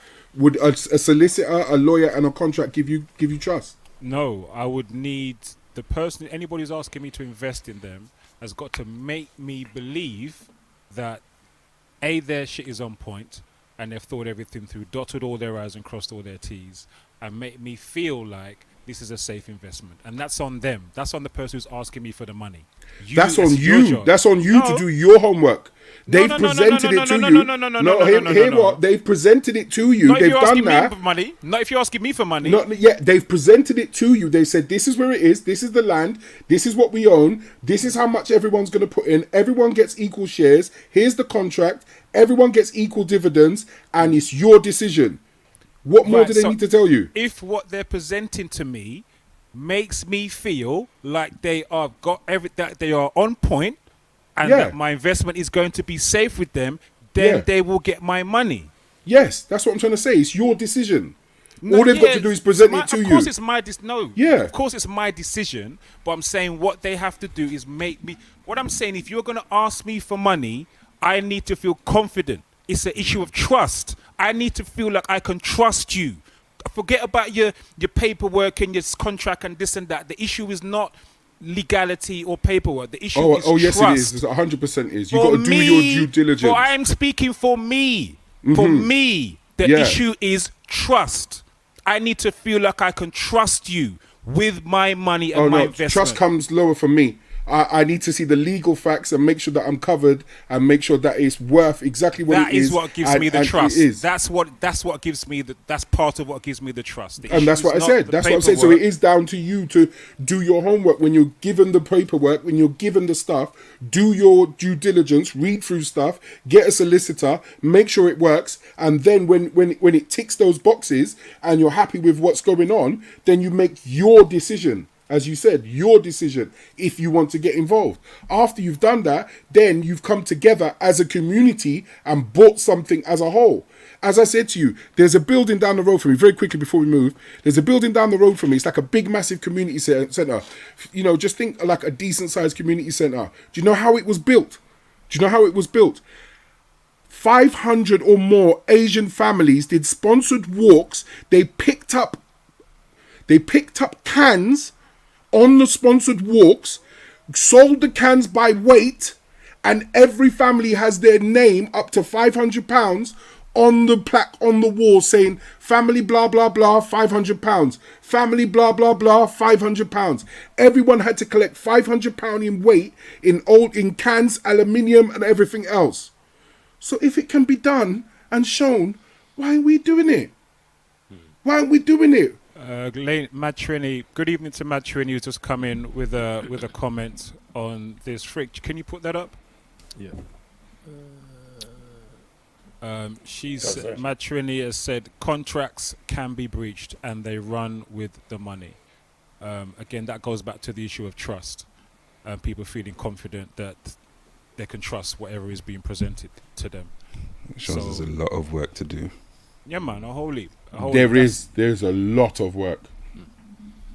Anyway, and I think that's definitely been like a barrier to our community in terms of moving forward.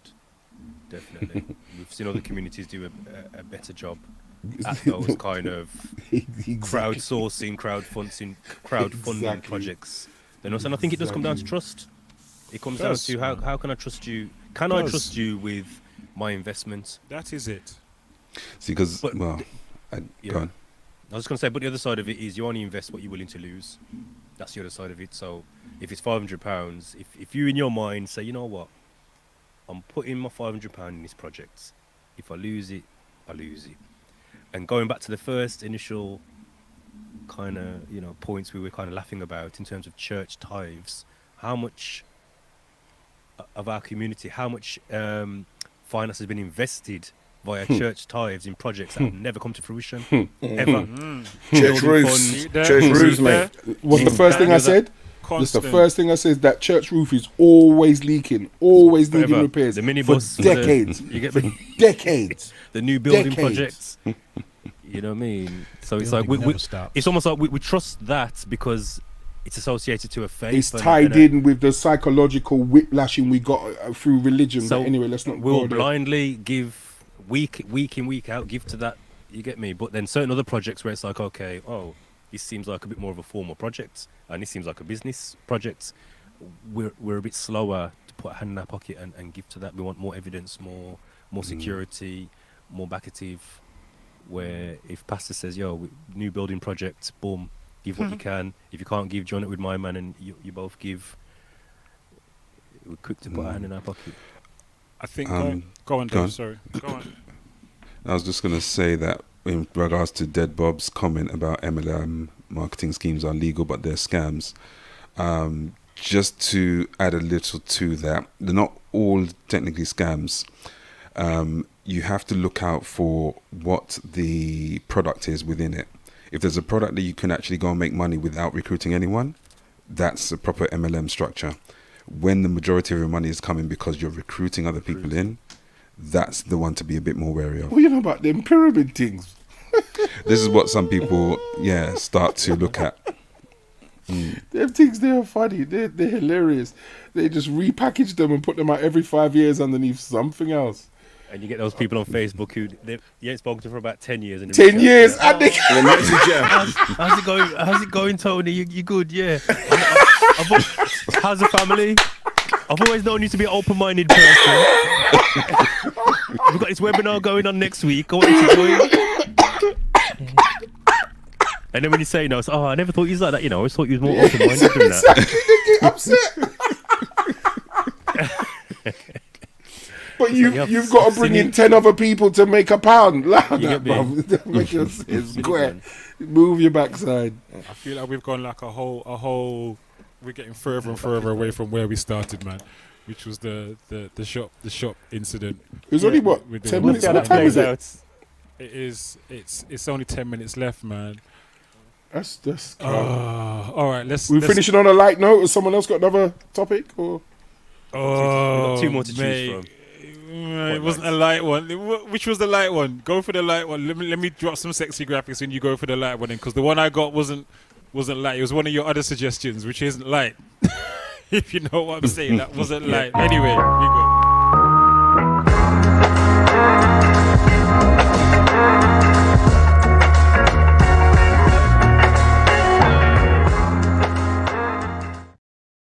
Is that new? Yes, new. That's what I said. There's some new. I said it in the chat. It's been sitting there for a while. We just haven't used it, but they're all here. Oh, see, that one is sexy bad. We have our top plate box of sexy graphics. Yeah. So where we going next then, Frick? Where we going next then? Well, we've got two options. If we're going to go light, we've got two options. One of them is obviously Nas dropped a new album this weekend. He's on a 6-album run in a 3-year period. I haven't even heard none of the King's disease. Good things. So we could talk about that. Or the other one was something I heard this weekend on another podcast, which was an interview with a legacy artist, Special Ed, and he was talking about issues related to the recent Hip Hop 50 events and how he experienced being lowballed as an artist, and other artists have had the same experience, being lowballed in terms of what they're being paid, but the festival or event promoters overcharging the people to attend these events. And he was saying like just that disparity between what they're willing to pay artists and what they're charging people to come to like the Yankee Stadium and these big massive arena events, and just there's some appropriation or misappropriation going on.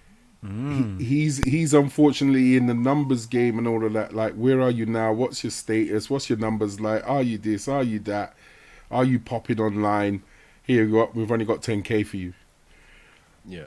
I think he's in that realm. You know what I mean? Compared to someone like a Snoop Dogg, who's out here popping on TV, on adverts, on game shows, on this, that, whatever, who will get 80 bags for a performance. Do you get what I'm saying? So I'm not saying, especially they ain't got no fans or nothing like that. It's not that side of it. I just think, personally, it could be who you are and what your status is. Or what circles you really want to get into. Because if you want to get into that whole arena thing, then there is a system and a process in place for that. If you want to perform to a certain crowd or get into those places, there's a way of getting in there. Like you said, it's more of a numbers game. But if you want to get to real heads who are just want to see you and are from your generation and just want to appreciate what you do, there are other places for that where you can reach those people and maybe get paid what you're supposed to get paid, or maybe not. It depends on if money is the driving factor for you and you want to get more money, then you want to get in those big arenas and then you have to play their game if you want to do that. But if you want to just reach the right people, people who genuinely appreciate you and your art, maybe that's not in the stadiums. Maybe that's not in places that just play in the numbers game. Maybe that's in places where they're just really about the culture. They're not about the money. They're about you and the culture. Yeah. I saw a brief edit from I think it was Lord Finesse that was commenting on the Hip Hop 50. It shouldn't just be like a single celebration for 50 years. Do you know what I mean? It should be an ongoing thing of celebrating hip hop, and also that it seemed like just the same people being booked for everything. Do you know what I mean? When it was talking about Hip Hop 50, you bring on Melly Mel, you bring on Grandmaster Flash, you bring on, you know what I mean? You bring on the same people all the time. You don't talk about the people from the 90s. You don't talk about DITC. You don't talk about Boot Camp Click. You don't talk about whoever. Do you know what I mean? Aren't brought into the conversation. So I think it's kind of like they're just so. If you just look at the 90s as a decade, how much hip hop, how many different artists, crews, cliques there were in the 90s. Just go from like 91 to 95. Do you know what I mean? How many different crews there were? You know what I mean? That sort of, you know what I mean? Killed it in hip hop, made hip hop for me. That was my favourite period. Do you know what I mean? Going through golden era, and you don't really hear about any of that at all. Do you know what I mean? Just hear about the same, and it's a beautiful thing. You hear about the same thing. You hear about Big Daddy Kane, as you should. You know what I mean? Juice Crew, All Stars, as you should. But also that period in time, I think, raised hip hop to like a different level. Do you know what I mean? Before the Jiggy era, for me personally. You know what I mean? So maybe it's an idea that some of these guys missed the what's the word? Missed the trick. Yeah, missed the boat in the sense of 50th hip hop is coming. You dust off your routine, you put something together, and you fling out your thing to different promoters in different cities and say, if you're doing something, put me on it. Like Croc was saying, it might not be the stadium, it might be the Brixton Academy in that city or whatever, but you're there and you're available and you go to the right promoter and you do 10 Brixton Academies in 10 different cities and make your money. Yeah, why are you just looking for the... Go on, Trick. I was just going to say, I think the issue... His specific issue was they contacted him to perform at this event. He gave them his rates. They tried to lowball him. But when you look at the price of tickets they were paying to go to this event, he was like... Oh, no, if it's a case like that, my price is my price. Yeah. $200 a ticket. And this place holds... 60, 70, tens of 80, thousands of people. And you can't... In 50 years of me, you know what I mean? Okay... He might have a 30-year legacy. In my 30 years, you get me. There's times I've been lowballed all these years, and this is the point he was making. You know what I mean? What's that line Jay-Z said? I'm overcharging people for what they did to the Cold Crush. Now you guys are doing that to us. We're the culture. You're putting on this event. You're an artist. You've been through this whole system, and now we're here 50 years on, and you're still trying to undercut us. Like, bro, come on, man. Not, you know what I mean? Yeah, you're putting on an event to show the value of hip hop and undervaluing hip hop. That's right. And it's on the cheap. It was on Drink Champs, and Nori was there, and Nori said, I was contacted to perform, and I took a pay cut, and he was saying exactly that's what I'm saying. Like, why should you? If we're celebrating hip hop is a multi-billion-dollar industry. Nori too. Okay. Yeah, it's a multi-billion-dollar industry, and we're still undercutting the founding fathers and some of the icons in this culture, and fleecing the people. If it was a free show, then I'm coming. Yeah. Like I saw one on YouTube. I don't know who put it on, but there was one on YouTube, and it was right in a park. I think it might have been either Prospect Park or Queensbridge Park.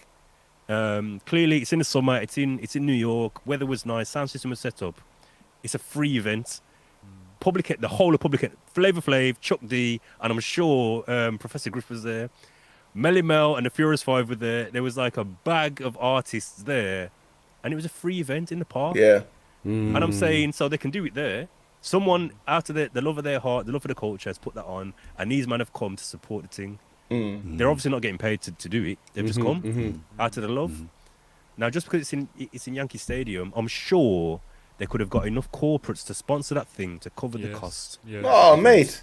Yeah. You think that thing could be sponsored by Pepsi and Mackie D's and everyone? You know, everyone who's ever had a hip hop advert under their brand. From time Snoop Dogg's on it, it's sponsored by about 15 different major corporations. so that could have been free for the people, and the funds that they got could have just supported or lined the pockets of the artists that are coming that have built this culture. You know what I mean? So it's like the people are getting what they want. It's free or subsidised at least. And the artists are eating. So what's the solution to that What's the solution to that situation, do you think? I think it's that. I think so. If it's a corporate type, if it's at a stadium, a corporate event at a stadium, I think the sponsors should subsidise that event because it's a celebration. It's a celebration. Clearly, they seem to be just about the money. Those are people who are just appropriating the culture, and all they want is the money. And that was so his issue. I don't think. I kind of feel like it's going to be falling on deaf ears, appealing to them to lower what they're going to take home if that's all they're about. You know what I mean? I'm always my thought process is usually, if you get in where you can fit in, and if you can't get in where you can fit in, then you make your own space. You know what I mean? If they're in a seat for you at the table, you go and make your own table, man, and do your own thing. You know what I mean? I've always been an advocate of that, which is why I that's one of my motivations with setting up my own businesses, because I'm not waiting for people to and complaining, like Butch says, people complain about stuff and whatever. I show and prove, man. I get fed up with people, this shabby sound system and unprofessional and yada yada. So I got my own sound. I got my own business. I got to do my own thing. The live streaming thing. It pains me when I've seen people doing live streams of funerals. They were just shockingly poor. So now I've gone and invested in my own stuff, and I do my own business. We have homegoing live streaming now. Me and ASA, we have homegoing live streaming, top service. You know what I'm saying? We can do our own thing. We don't need to be looking to people who's ripping us off or not treating us right. So whether it be the food shop or whether it be the promoters at Yankee Stadium, who, if you're not dealing with people right, we don't need to keep going to them. Go and set up your own, man. We can do our own thing. This is it. Yeah. And I think that was his frustration, was he said no. 10 other artists said yes. If everyone would have said no, it could have been a case of let's do our own. Yeah. You know what I mean? Don't take it then. We're not doing it. Let's do our own thing. Let them do their corporate thing. Leave them to it. We're doing our thing.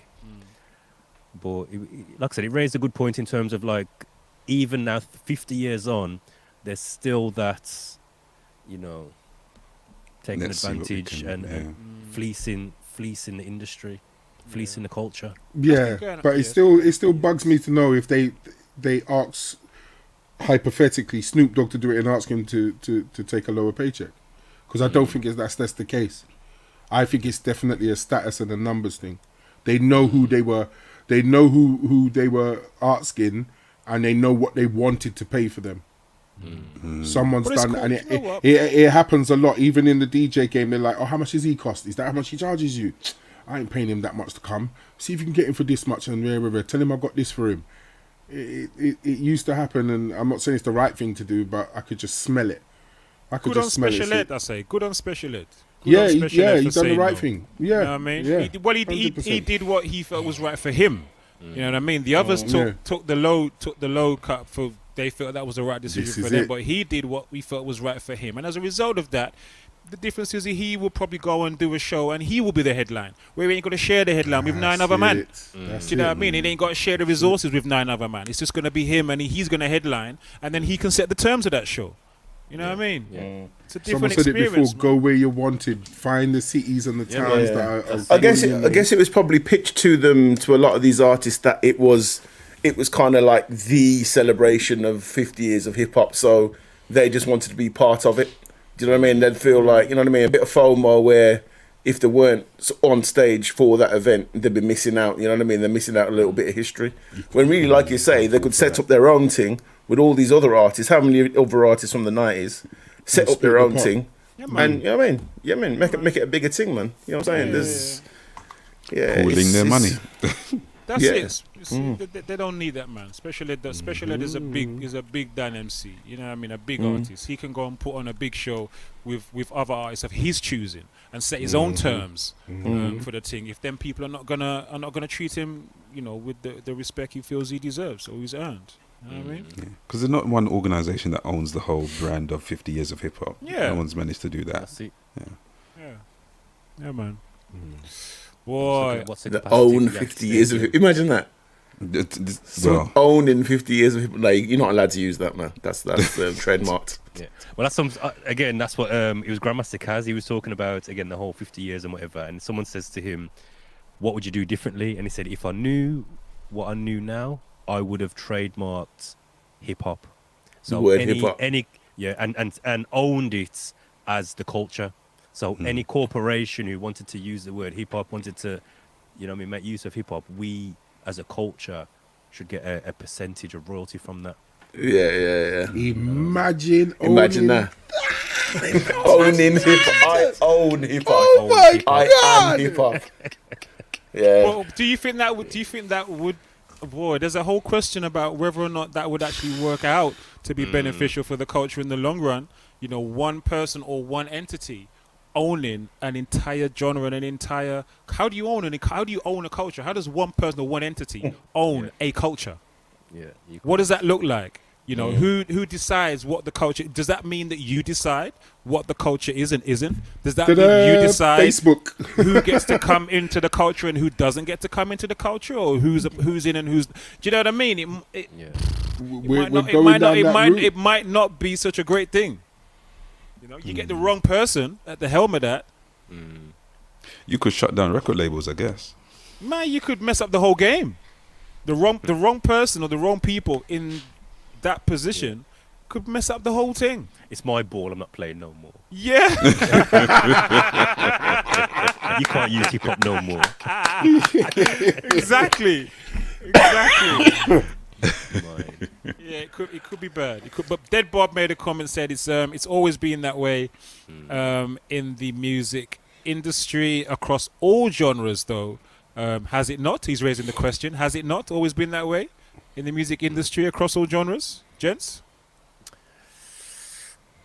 I would say so. I would agree with him. Lowballing artists.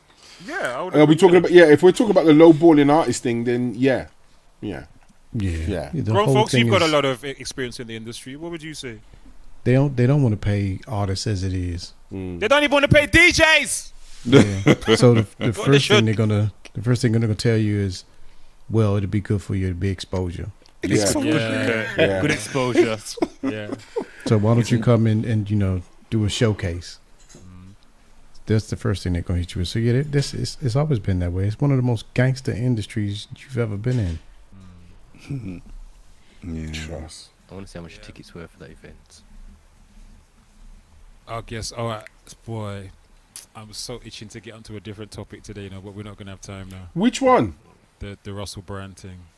Oh, I missed it. Can we throw it over? Oh, wait a minute. Isn't it 52 next week? Like, are we celebrating? What are we doing online? We have to have a conversation offline. All right, then. About dates. So just quickly. Not the celebration, but just like something nice. Yeah. Anyway, go on. just quickly, the average ticket price was $211. Oh my God! Pay the man the money, man. And the capacity of the place? 54,000. So just Well, do do some the maths. math. That's Thank you. What is it? 10.8 million. Wow. And that's you so can't the give a tickets man were what he wants. Anything from 140 to 380. Yeah, so the average ticket price was 212. Right. 211. Right. 10 mil they made. I bet Snoop Dogg got about 5 of that 10.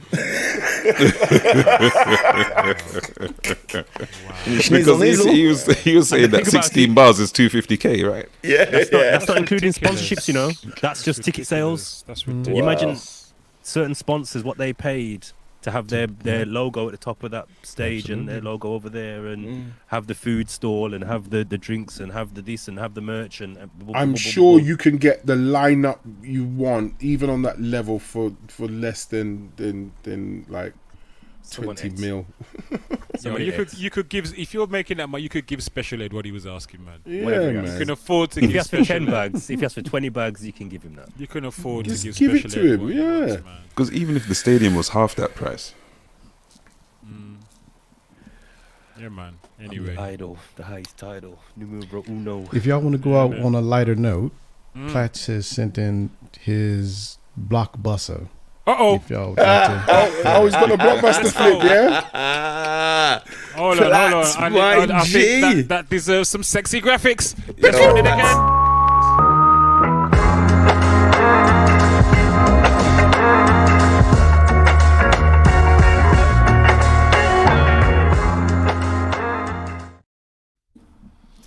All right. Wait, just in case anyone is new here, what happens is our listeners and our watchers, they nominate a TV show, and us as DJs and producers, we flip it. It's called a flip, and one of our fellow family members, Platts, is in the chat. He's flipped the Blockbusters theme tune. You remember the TV program? We're trusting you remember no blockbusters in here, people. Has anybody got the quiz show? Has anybody got blockbusters? That one. Yeah, that's the one. Yeah, that's I played mine last week. I want to hear this. All right. And do you know what? And we might even have another flip. Oh, stop it. Don't get sneaky out here. Not me. Steady. No. Steady. Easy. Here we go. Push that up a bit. Go on, folks. That wasn't me. Oh. Hang on. Oh. Who's that? I think it was somebody over here. Oh, he's got a danger mouse. I couldn't do Danger Mouse. It got on my nerves. I tried to R&B it. I tried to hip hop it. I tried to do so much different things. Just wasn't sitting right. I need one of them MPC things to chop it up more finely. Oh gosh, mate. All right. So hold on, let me play the original tune. Yeah. Play the original tune. I've got the original tune here. Go ahead. Hold on. Oh, that'd be good. So play the original, then flip it. Go on, Bob. Just a snippet because of the copyright. Yeah, just a snippet.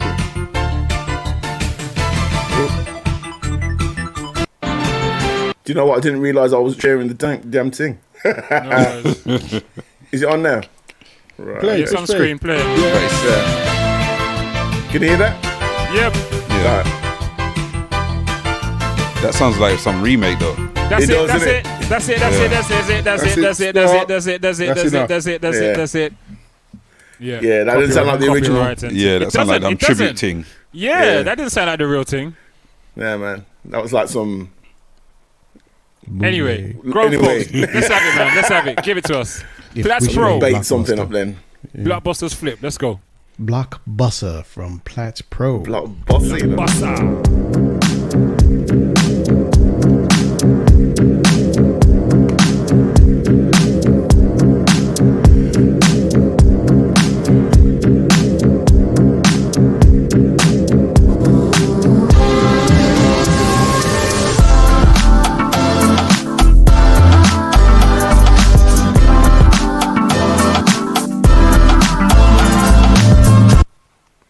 No. Let's back it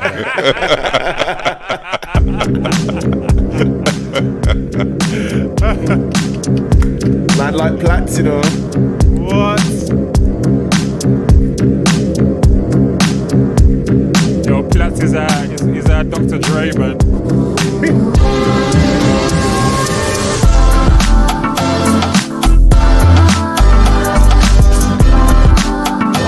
Just smooth. Yes. In it, Soccer Rider.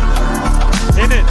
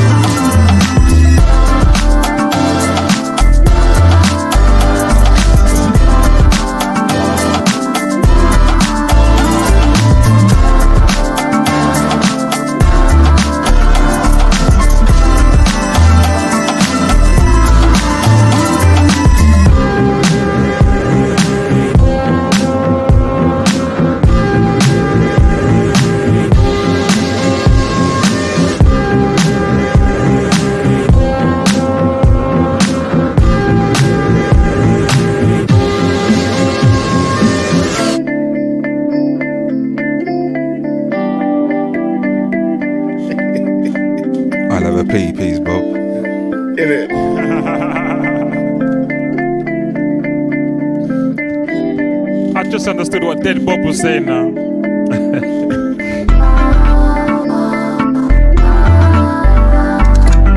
Oh, you're mocking.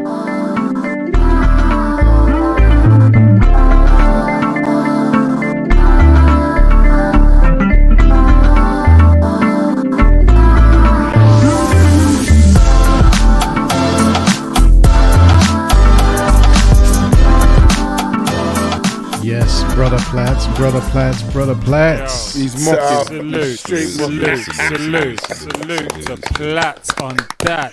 Yeah. If I didn't know Blockbusters, I would not have recognised it because he's smuggled it right in there. Wicked, absolutely brilliant. Platts, tell me what I gotta do to get that, bro. Tell me what I gotta do to get that. Or do you know what? I'm not even saying that. If you put it on my Bandcamp, I'll go and buy it now. That's what I'm saying. I'm serious. I'm serious, man. If that's on your Bandcamp, I will buy it now, man. I want that to play this weekend.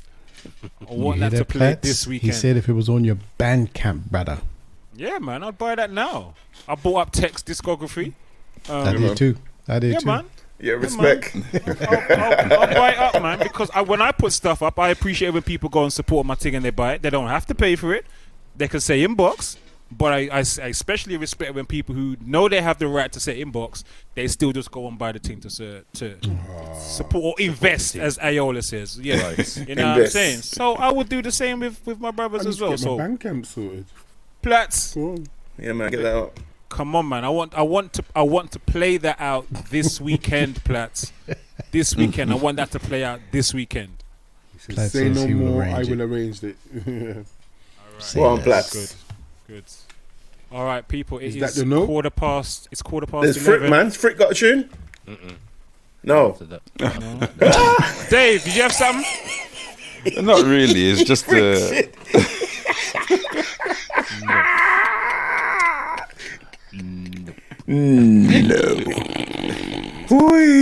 Man took his ball, man. Took his ball. Talk to me, Dave. No, it's just a loop. It's just a loop. It's not a track. It's a loop. Bring it, man. Bring it. Turn it up. Danger Mouse. Turn it up.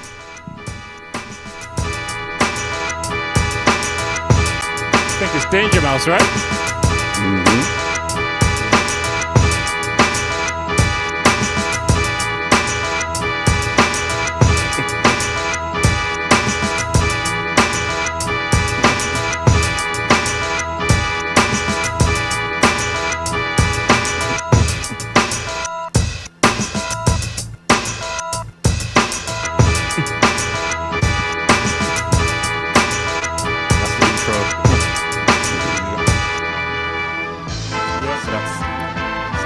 intro. Go on, and then brother. Go on. I the like second that. sequence now you go up. Yeah, man. Yeah, man. Yeah, man. Yeah, it's like I'm waiting for the next level. I'm waiting for the next level. That one. Listen. So you go up to that one next. Yeah. So is this where we start the collab? That's Or what this we're is where talking about. or this is where Friction started his webinar. How to make a beat 101. I've got a one loop. So last week Uh-oh, after what's you lot gassed me plateau? up. You lot gassed me up. I got a one loop, so I'll just play that. But it's unlikely I'll finish it. But Turn it up. Oh. Turn it up. Turn it up. Turn it Oh, up. that's Turn it tough. up. That's tough. That's tough, Yeah. chop. Yeah. I like that, chop. Yeah.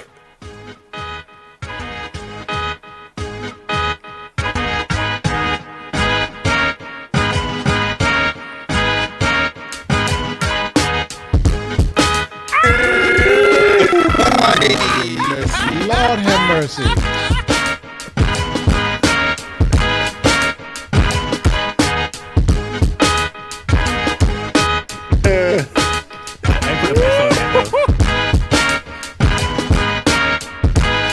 That's tough. Wow. That's messy. That's tough. That's tough. Wow. You got to drop 16 on the tech. Yeah, man. Yeah. I'm ready now.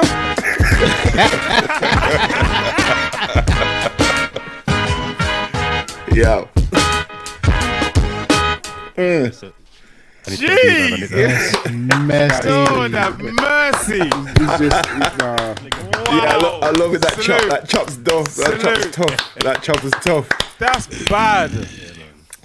Yo, I got the Wow. perfect drums for that. You know, I got the perfect drums for that. That chop was tough. So okay, so now we're talking about this. So me and Platts were talking at the event we had round by Crocs. Me and Platts were talking about the concept of pass the mic kind of thing, but pass the beat. Oh, Do you get me? So someone puts down the melody, do their thing, pass it on to the next man. They do their thing, pass it on to the next man. So you got a timeline to send it around the round robin, and then you play it the next week.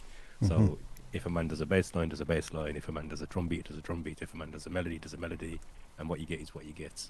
Okay. So I'm with that. I'm with down that. with that. I like I'm that down. concept. I'm with that. down. I'm with that. I'm with I'm that. down. I'm down. Yeah, man. Yeah, man. Yeah, man. I'm with that. I'm with that. Respect. I do Respect. some Stevie And I Wonder suggest- whistling on it. I suggest.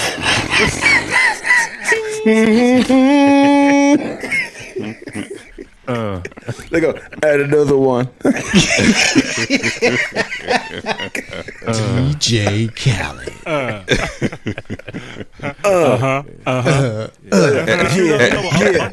I've got a bag of tunes put down that are just ideas, and if I know if I send that to Platts, he's gonna add another element to it. If Platts sent it to Butch, he's gonna add another element to it. If Butch forwards it to Diesel, do you get what I'm saying? So between us, I'm telling you, there's something there, man. There's something. Yo, so Let's are do we, it. are, Let's are, do we it. gonna, are we gonna start with that thing that you just played, or are you gonna If finish you that want one it, yourself? no, man. If you want it, man, I'll Me want that anyway.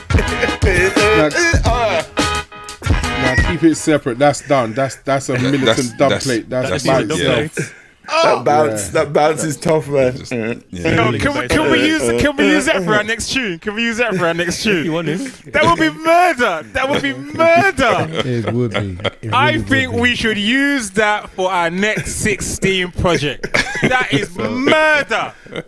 Send me the drums tech, and then I'll put the beat line on it. Oh, gosh, please, let's do that, man. Let's do that. That would be murder.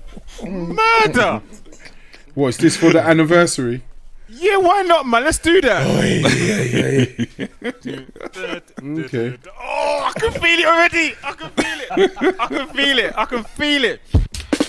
Oh, this is gonna be so cold. No, So you see what he cold. did there? You see what Crick did there? Did you hear that? Yeah, I heard it. Yeah. I heard it. I heard what he's doing. Yo. Yo. So, on a side note, look out for the anniversary track. Yeah, Yeah, that's man. it. Oh, yes. Let's do this. Let's do this. Let's do this. But we take our time with that separately. We do that so they don't hear nothing and we just Rick, come out with it. Just please send me that so I can start working on my 16, please. Cause I'm ready to go with that. I'm ready to go with that. That beat's solid. Solid. I'll put the B-line on it after this and send it over. Oh. Drop it in the chat. Oh gosh. Anyway.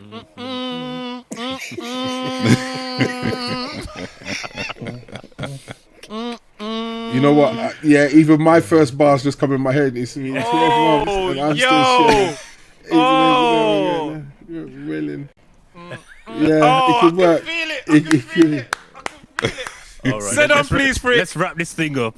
Yeah, man. All right, people. It is. Oh my gosh, it's 22 minutes past 11. Thank you all so much for joining us this evening and sticking with us until this time. We hope you've enjoyed it. We are back each and every Monday, 9 p.m. UK time. Don't forget you can catch the replay on YouTube. And on Spotify. Please share the links with your people and let them know what we're about and what we are doing. Don't forget to follow us on the socials. We will have a talk and a discussion about our 50th celebration and let you know exactly what we decide on when it will be happening. All right. Thank you all so much, brothers. Thank you so much. Salute to Fire Diesel. He made it into the chat. Didn't quite make it on screen, but salute to Fire Diesel. We're glad you're well and you were here in one sense, brother. Thank you all once again, and have a blessed rest of your week. And everybody be blessed and highly favored. Amen. Won't he do it? Won't he do it? Yes, he will. Every time. Have mercy. Hubakaba. Wow. Mighty self, brother. Someone push the button, please.